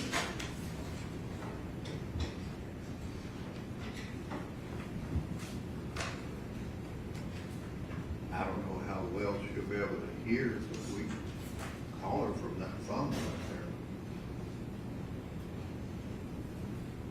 As long as she's not speaking. She wouldn't be You speaking. want to come punch in her number?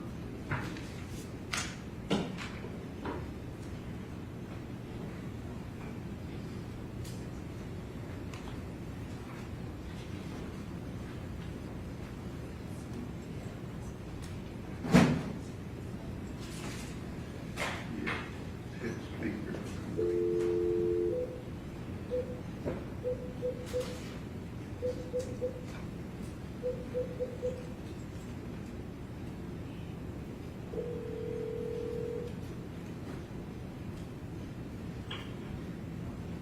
Dr. Connolly, this is Carrie. Dr. Nissen, this is Jean Norman. Can you hear me? I can, yes. Okay, so I have you on the phone at the court. Okay. Can we ask the witness to say something to see if she can hear? Can you hear me, doctor? Yes, I can. It's a little, difficult, but, I can hear you. Okay, can you turn the volume up on all the mics?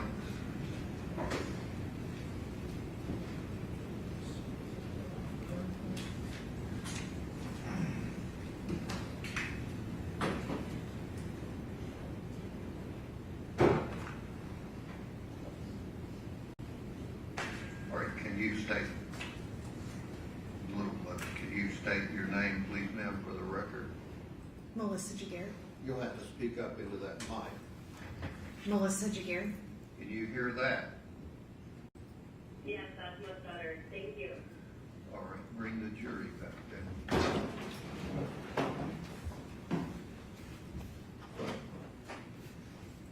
Judge, Dr. Mendon couldn't hear the report number. Can we just let her know that we're talking about 2312688? 231 2688. 26889. Okay.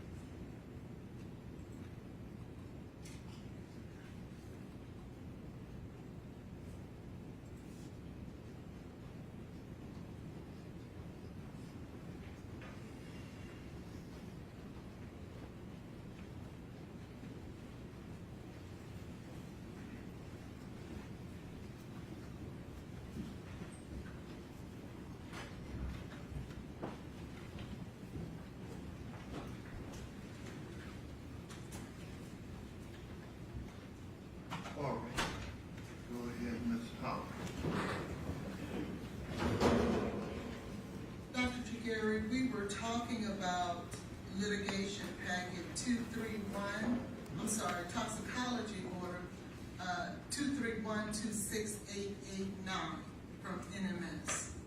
Can you tell the jury what sample of specimen is this referring to? You'll have to speak into the mic. It's referring to the clear plastic top tube with 1.75 mils that was collected on 2/25/23 at 22:31 or 10:31 p.m. labeled hospital blood.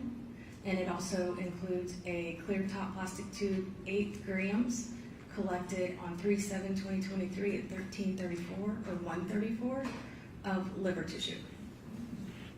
Now, we see there on this report that number 1 is a clear plastic tube, which is self-explanatory.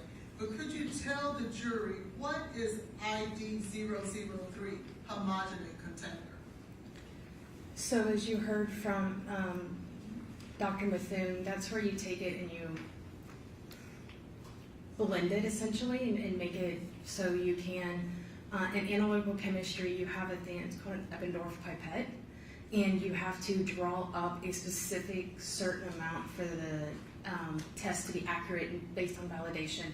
And so you have to make it to where you're able to draw a liquid into this little tip to be able to start the extraction. So the laboratory took, I don't know how much, usually it's documented, but you take a portion of that, you weigh it on an analytical balance, and then you mix it, in my experience, we've mixed it with water, and we put it through a blender, better way to think of it, and you hit go and it blends up the tissue to make it to where it is more pipettable for the equipment.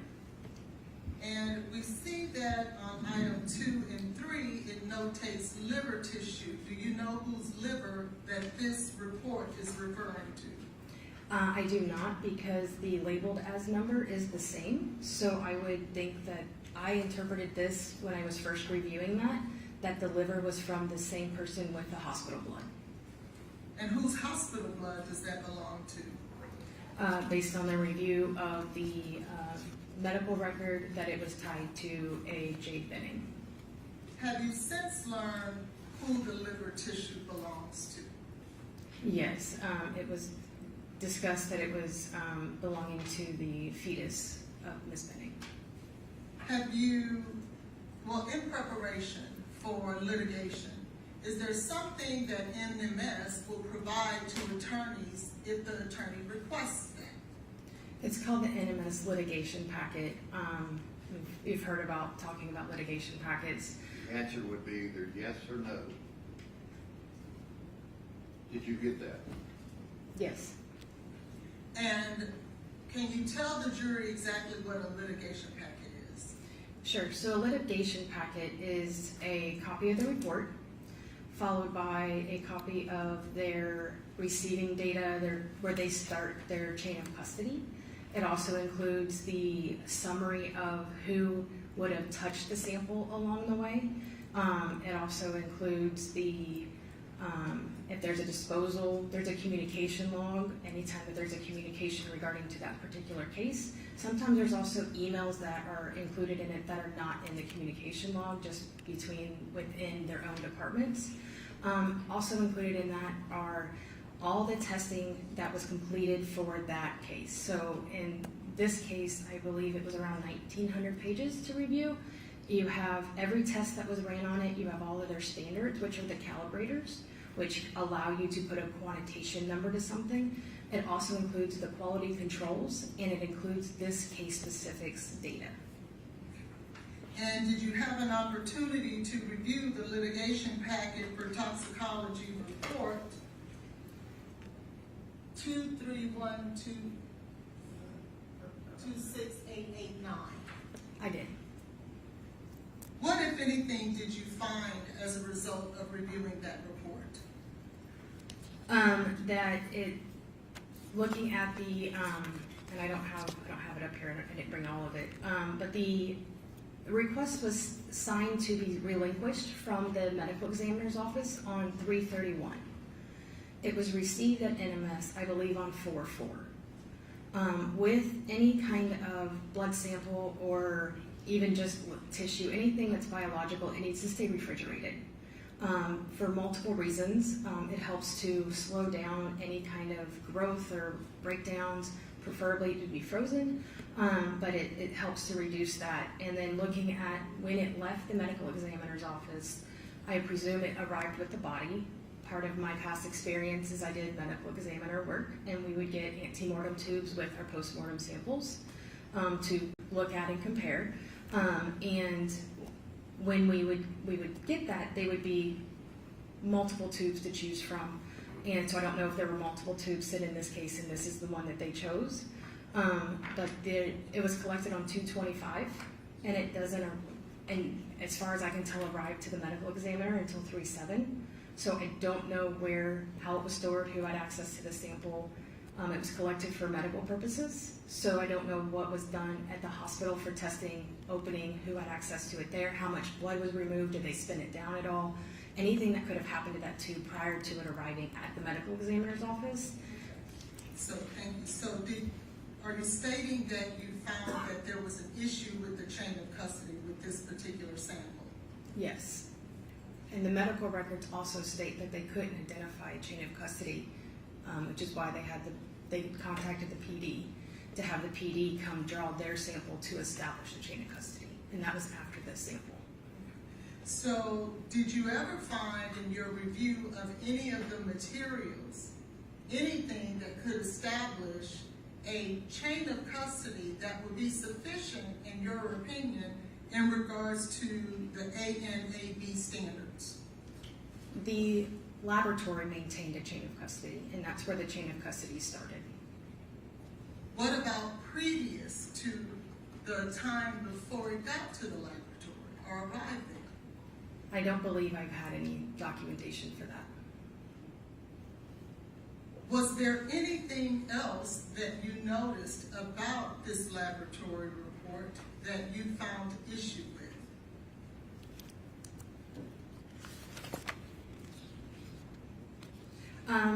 I notated that there was no seals on the tubes when they arrived at NMS. There was no evidence tape over it. There was nothing to seal it. Not saying it was open and spilling everywhere. I'm not saying that. The sample would have been closed because there was notation of no spillage. But there was nothing over top of the tube and a date and an initial to make sure that it hadn't been tampered with or hadn't had anyone had access to it prior to it arriving to the laboratory. Is that something that ANAB requires of an accredited laboratory? No, it doesn't require it to be that. It's just required that they document how it was received.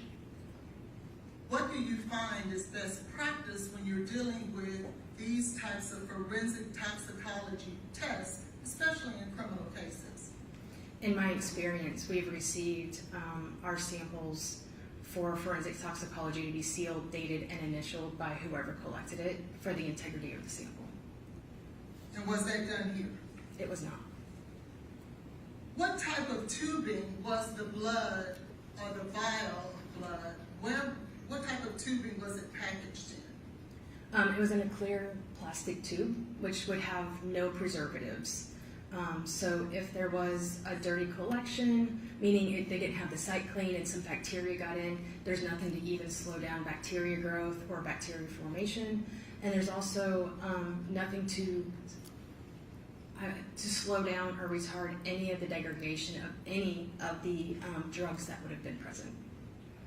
Are there, if you can educate the jury, and we've all had our blood taken before, are there different types of tubes that are utilized to preserve whatever the sample is, whether it's blood, urine, whatever that is? Are there different type of tubes for that purpose?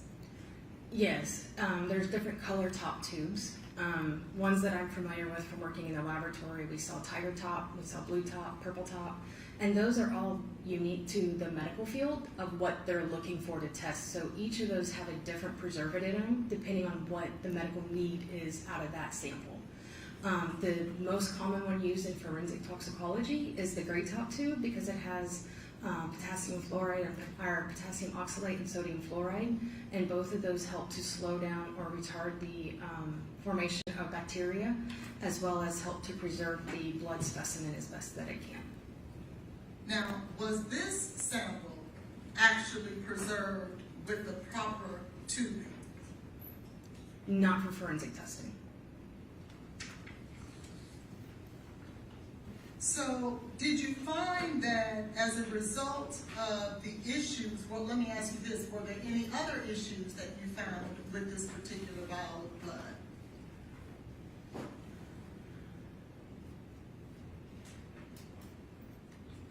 I think that those are the main ones that I found. At some point, were you able to ascertain the levels of concentration for this particular vial of blood in terms of what it was looking for? What exactly was this test looking for in regards to this toxicology report, I should ask? So it was looking for cocaine in the products, which is what it's listed as, which is the cocaine and the metabolites. And the blood was also looking for designer opioids, which are going to be looking for your more typical illicit fentanyls and illicit opioids. This did not look for the actual drug of fentanyl. And so, are you stating that where we see the testing designer opioids, that does not include fentanyl? It does not. Did you see anywhere in this particular report where it was asking for a fentanyl test? I do not, and they also didn't order a general screen that you typically see with forensics post-mortem that we saw in the liver, which is a very broad, looks for multiple substances, and I believe there was a note in there that it was a direct reflex for cocaine and the designer opioids because they were nervous about the volume of blood that they had left for testing. So they directed the sample instead of taking out of the normal flow of how a sample would have been received and processed. And were there results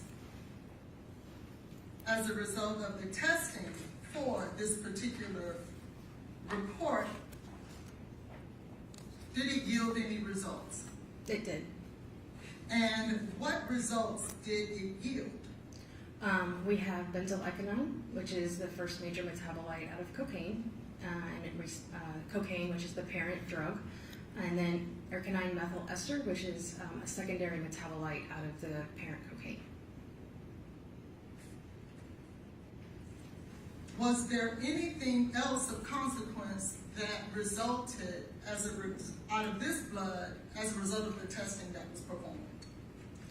So the things that are reported are things that are above their, what they call the LOD, the lower limit of detection, or the LOQ, which is the lower limit of quantitation. I'm not sure, it was not provided their SOP or their validations for these methods, so I don't know if those are one and the same. Some laboratories, their LOD and LOQ are the same. Then what that means is that the instrument cannot look below that quantitation level or that limit of detection and be reliable. And so I don't know if that included that, but in my review of the data, I actually did find that there was some of the metabolites that were present that were just not above the reporting limit, so it wasn't reported, but there was presence of an indication of in the data. And what exactly did you notice that was present in this particular report that was not reported? So in this, it would be the item number is 1A1, and I can identify it because it has a 001. So if we go back to the first page and we saw that the clear top tube had 001 in front of it, that is, as I review the data, everything that I find that has 001 is tying it back to that specific item. So I'm not mixing up that with the other liver item or the homogenate. And so I was, there is presence of cocaethylene in the windows, and if it's not there, then the window should be just a flat line. There should be no coloring of the little mountains or peaks in there. But Is this? No, that's 285. I apologize. That's okay. Let me make sure I have the right one. So, did you find in fact coca-ethylene in that report? I found indication of. I will also say though that the, you'll pull up so I can, up or down, sorry. Sorry. Over to the right, that's the comforter. Okay.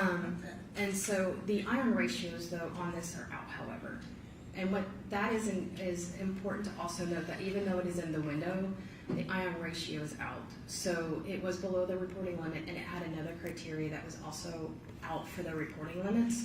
But this was a very low sample and it was very, I don't know what all had happened to it prior to, so if we would have had a full sample, I don't know if those ratios would have been able to be in because I would have had the full sample instead of having stuff removed because I don't know what the hospital took and I don't know what the hospital did to that too prior to it being there. Okay. And so did you in fact find a notation or an indication, if you will, of coca-ethylene?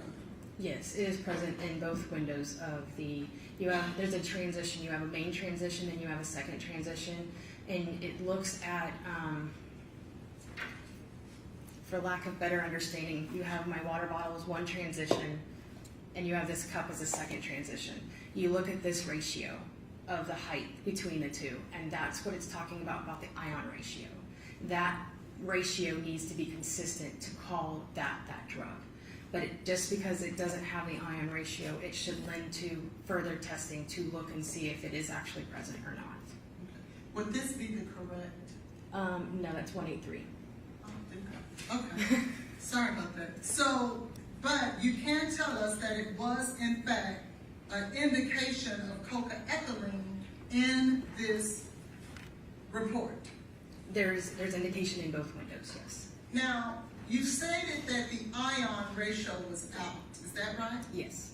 And so how can you then tell this jury that coca-ethylene, there was some indication of it?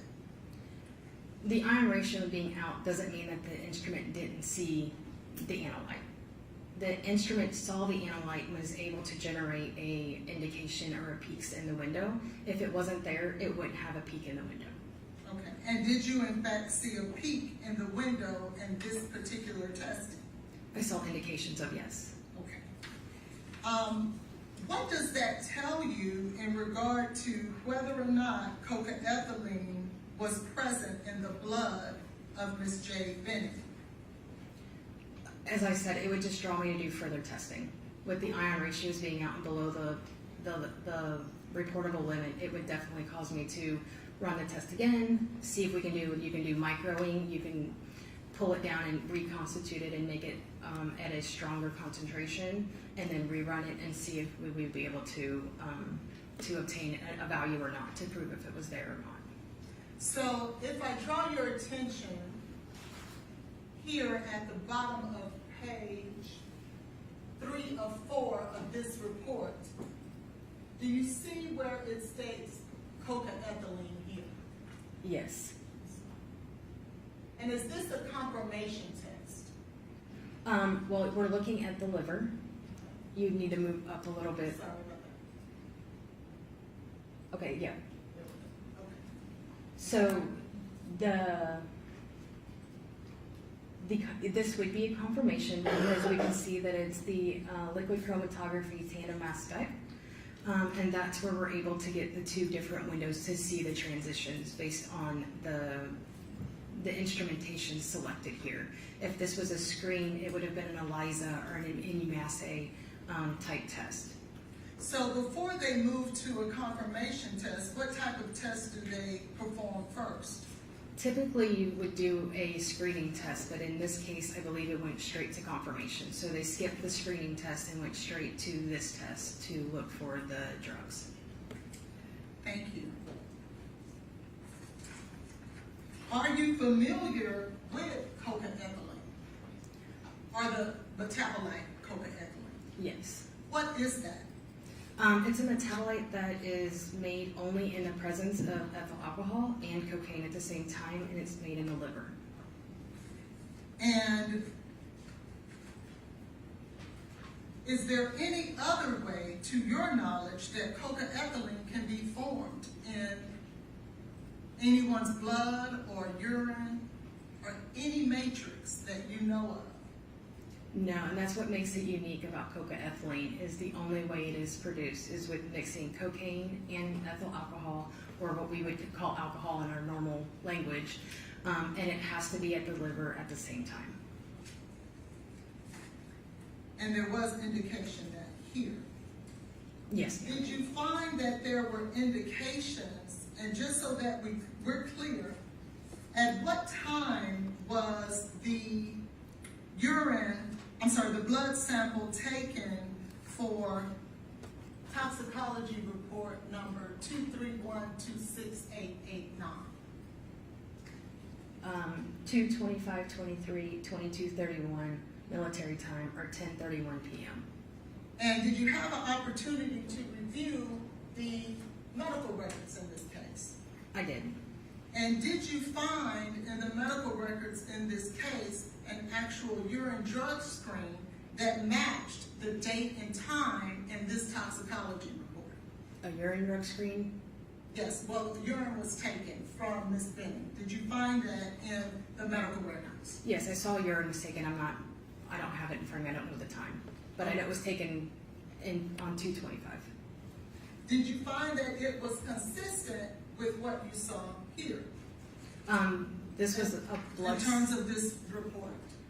So this was a blood sample. I'm sorry, not urine, blood, yes. So I did see in the medical records that there was blood taken. There were several orders of blood being ordered at the 22/31 in the ER medical records. Yes, that's my apologies for saying that.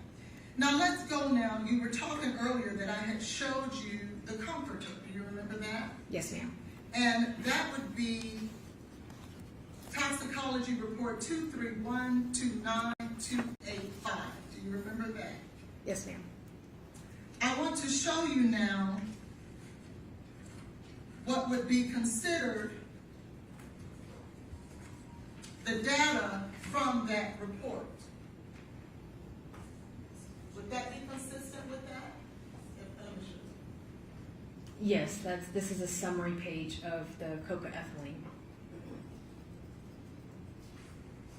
And the comforter in this case, would that be the comforter that was recovered from Ms. Jade Benning's home? According to the documentation provided in the literature packet, yes. And did you learn that on that comforter that Ms. Benning had vomited on that comforter, according to what was told in the facts of this case? Yes. And as a result of that, did NMS perform testing on that vomit? Yes. And is this a result of the testing that was performed on that vomit? It's one of them. And did they find in that vomit cocaethylene or an indication thereof? So, yes, if I can, just to help the jury to see what you're looking at besides just a bunch of numbers. Sorry, you could switch the other way. Sorry. Yes. Okay. If you look at line item number 43 and 44, and what I'm looking at to identify this is the 007 number. And if you would show the cover page so that the jury can see where that number comes from. You can go ahead, Molly. Okay, so they extracted at the same time controls. So the low control is labeled 003. The case blank, so that would have been based on documentation. It was taken from an area completely away from where the vomit stain was, but of the same material in which they were extracting for this case to look at the vomit, and that was listed as 004. And then you have a high control, and that's listed as 005. And then they have a lab blank. So they took another piece of fabric or something from a case unrelated completely to this case and extracted it in the same manner. And that was listed as 006. And then 007 is the case sample. So that would be where the vomit would be taken from the stain of where the vomit is to believed. And so that is how I then correlate looking at the data where we see the 007 1G1. The 1G1, all that is showing is the extraction vial that had been labeled so they can go back to their reports and such. And then the 1+99 is the 100 times dilution. And then the one below it, the 1+9, is the ×10 dilution from the original extracted liquid that they pulled off of a material. And then if you look under where it says nanograms per mil, where you see the 2.8, 2.6, we see that there's actually some values there. And if we scroll all the way to the far right, this one actually has the ion ratios in. And if we at the top, it'll say ion ratios out, yes means that they're out, and then if it says no, it means that they're in. So Do you see that there? yes, so if we down a little bit, up. And then we want to look at the 1.9. Let me scroll. Yes, there we go. You can just see all the no's on the side. Okay. So Is that it? And you said the 1.9? the 1+9, so vial item 43, go up a little bit. Is that it? Up. So the 05 is showing you that high calibrator. So they ran a calibrator at the same time as they ran the case sample to make sure that their calibrator is still reporting and responding the way they intended it to respond when they did the original extraction at the very beginning. So that's just the checks and balance for them. Okay.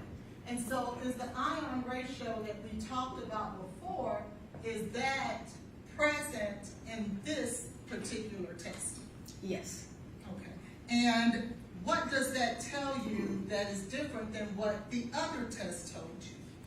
That this one would have been reported had it been above that LOQ or LOD. This is a reportable value. And this was in fact found in the vomit of Ms. Benning on the evening of 2/25/23.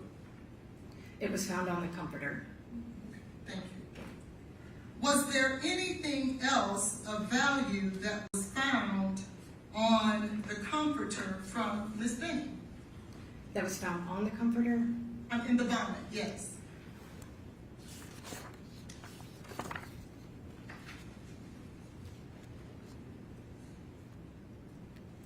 No, I think that was it. That it was there, but it's below the reportable limit, and so it wasn't reported. And what exactly would that have been that was there but was not above the reportable limit? And that would the fentanyl as well. And so Is this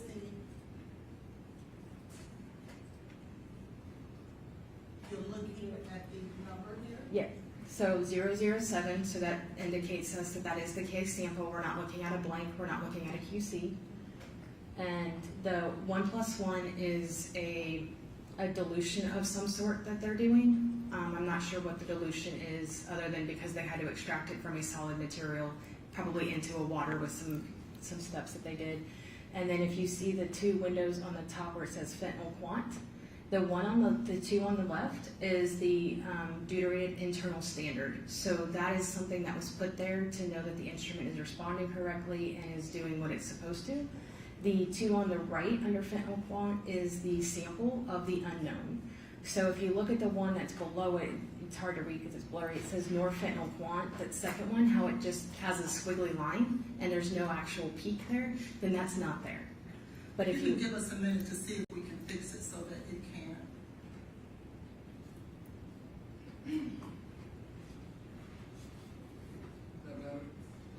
yes. But you just need to see that those peaks are there. That's what the indication is. If it's not there and it's not indicated, then you would have what you look like there at the norfentanyl. You have to have both transitions for it to say that it is an indication that there is something there. Okay. And so did you find that there was an indication of fentanyl in the vomit of Ms. Benning? Yes, and I believe the concentration was very low. Now, speaking of concentration, as a result of the type of testing that was performed on the vomit, are you able to quantify that vomit? No. And why is that? The method that was used was a detective method, so you can't have the validation that needs to go through to do any kind of method extraction and method development for the instrument. It's a two-part, but they kind of go into one. A validation is at least 16 experiments. It looks at precision, it looks at bias, it looks at extraction, recovery, and all of that has to go into how they are able to report at the end of the day based on the reliability and such of the sample. And so if you have a qualitative assay, it is just that. It's present or it's not. You cannot assert any kind of number to it. And in this particular case, you really can't because the curve failed. Meaning you can't take, a curve is created with known concentrations to make a linear line. I like to kind of help you guys have an idea. If you remember, or have kiddos that have elementary school and you were given an X and Y and you had two of them you had to find and you had to count across on your X and up to the Y or either way to find it. Think of that line as the calibration curve, and then the unknown is that X or Y that you're trying to track over to it. So if that curve is not successful and does not pass, then anything on that cannot be reliable. And so then you switch it to qualitative, and qualitative is just there. Quantitative is a number. And so it's present or it's not. You cannot put any kind of faith into the numbers that are produced from that report. And so are you telling the jury that when it comes to the vomit, there was on Ms. Benning's comforter, that there was in fact an indication of fentanyl, and there was in fact an indication of cocaethylene? Quantitatively, yes. Now, the blood that was taken, as we were discussing previously, in regards to the litigation report 231268889, I asked you whether or not there was a corresponding date and time of blood collection for Ms. Benning. Do you remember that? Yes, ma'am. And that was in fact at the hospital for 225 at 2231. Is that correct? Yes, ma'am. Did you have an opportunity to look in the medical records to determine whether or not Ms. Benning had been given fentanyl at the hospital prior to that time? There is notations in the medical records. It says that it was pulled and then it says it was wasted, and so I'm not clear if it was given or not. And that's something for more of a medical professional to discuss, but Yes. I just wanted to know whether or not you had the opportunity to review that. I did. Let's now discuss whether or not, or tell me this, what does it take for you as a toxicologist that works in a laboratory to review records if you were to look over someone's work in order for you to sign your name to it? Can you tell this jury what all that would take? Objection, Your Honor, to relevance. May I respond, Your Honor? I'll overrule the judge. Go ahead. So in my experience working in the laboratory, we've had people leave and had to review their work and whatnot.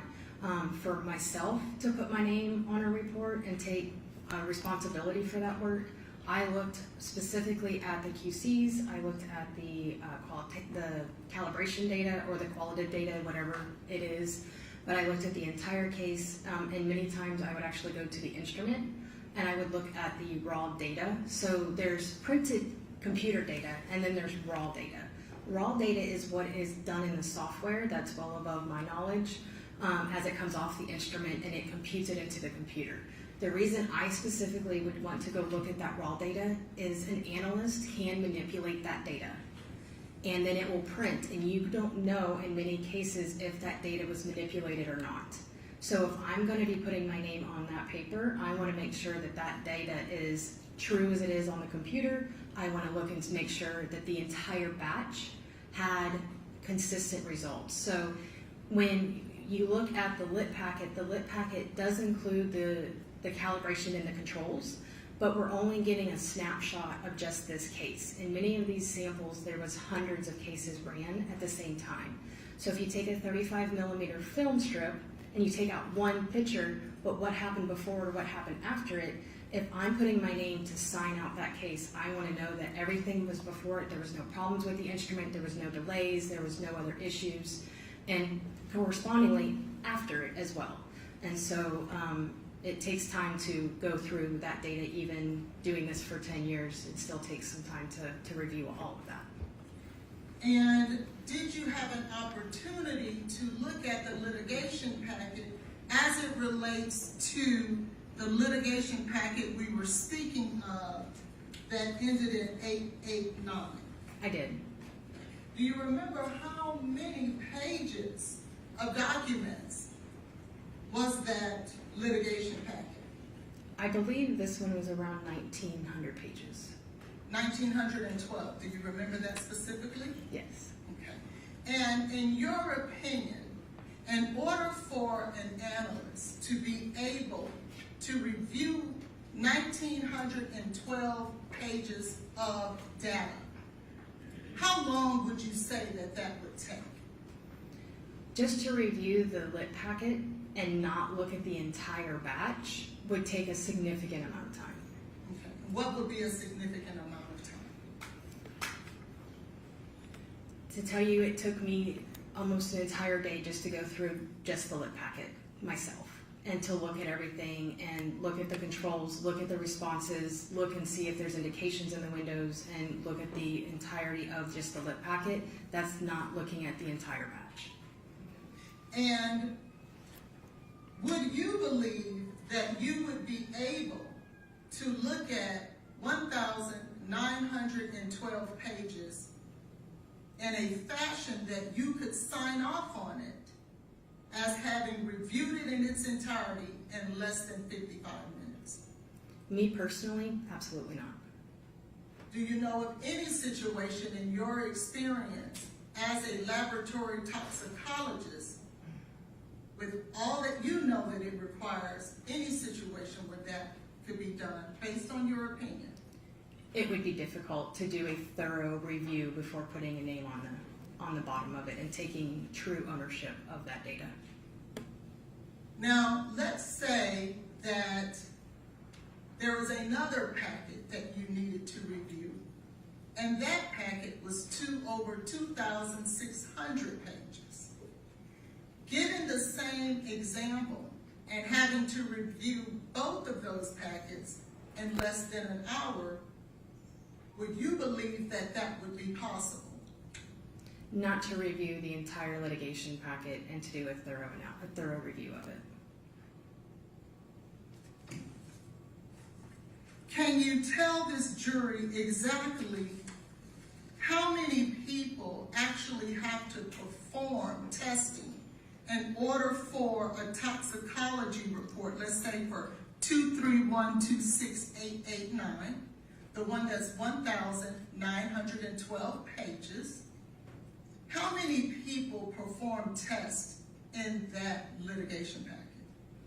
For NMS specifically, because every laboratory is different, NMS specifically, there was, I believe, 4 to 5 people who handled something in the preparatory of that sample. So from my understanding, I don't work at NMS, but from doing review and talking to colleagues that work there, it starts off with one person who receives the package, and then it goes to another person who does an aliquot. So it's a big science word. An aliquot is a sample of the whole. So if you think of a piece of pie and you take your slice of pie out, you've taken an aliquot of pie.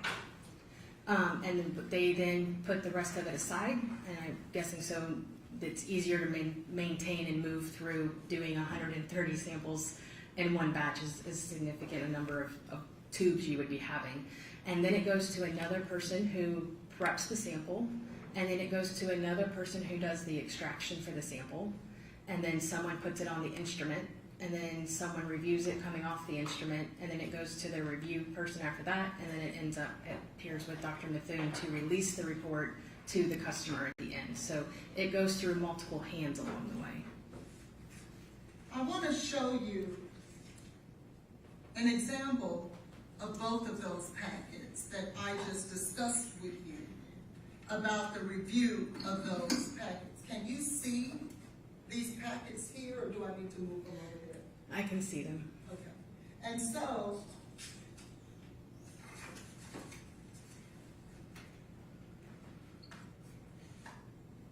this is the data that is compiled in 2 of those packets. In your professional opinion, Dr. Jaguary, can you review adequately everything that you explained? All those individuals who had to run through this testing and perform some of the data that goes along in here. And I'd like to just show the jury and orient them to some of the data that you must review. Objection, Your Honor, this witness cannot authenticate data, and I object. I'm not asking her to authenticate it. I'm asking that anything be shown to the jury that has not been Okay, admitted you're as just asking exhibit. to show. I'm just asking a question. You've already asked that question about the volumes. And so, this is just an example of all the data that's compiled in those litigation packets. It's not. It is. And does a analyst who signs off on this packet to sponsor that all of this information is correct, would they have to review all of this paperwork and data? In my opinion, yes, before they put their name on it. Can you do that in 53 minutes, Dr. Jaguary? Not unless you're a speed reader. Thank you. I'll pass the reins.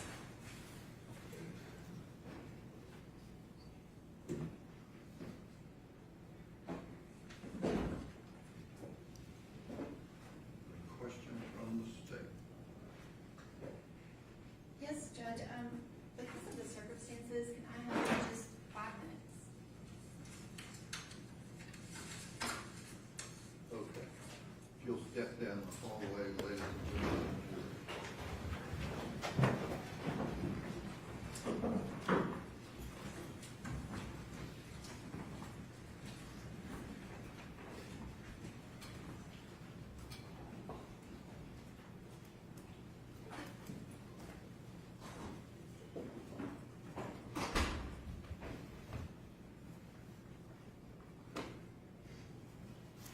If you're wanting General Norman just to speak with Mithun, Yes, Your Honor. is that gonna be the case? Is she gonna need to listen to Dr. Mario Bartolome, Dr. Kelly Larkin, and Dr. Lindsay? I believe that Dr. Carney is our expert that would be for the other 3. It's Oh, just okay. Dr. Mithun with this person. If I could just have a few minutes to speak to her. Okay, all right, we'll take a 5-minute break. I guess hang her up there.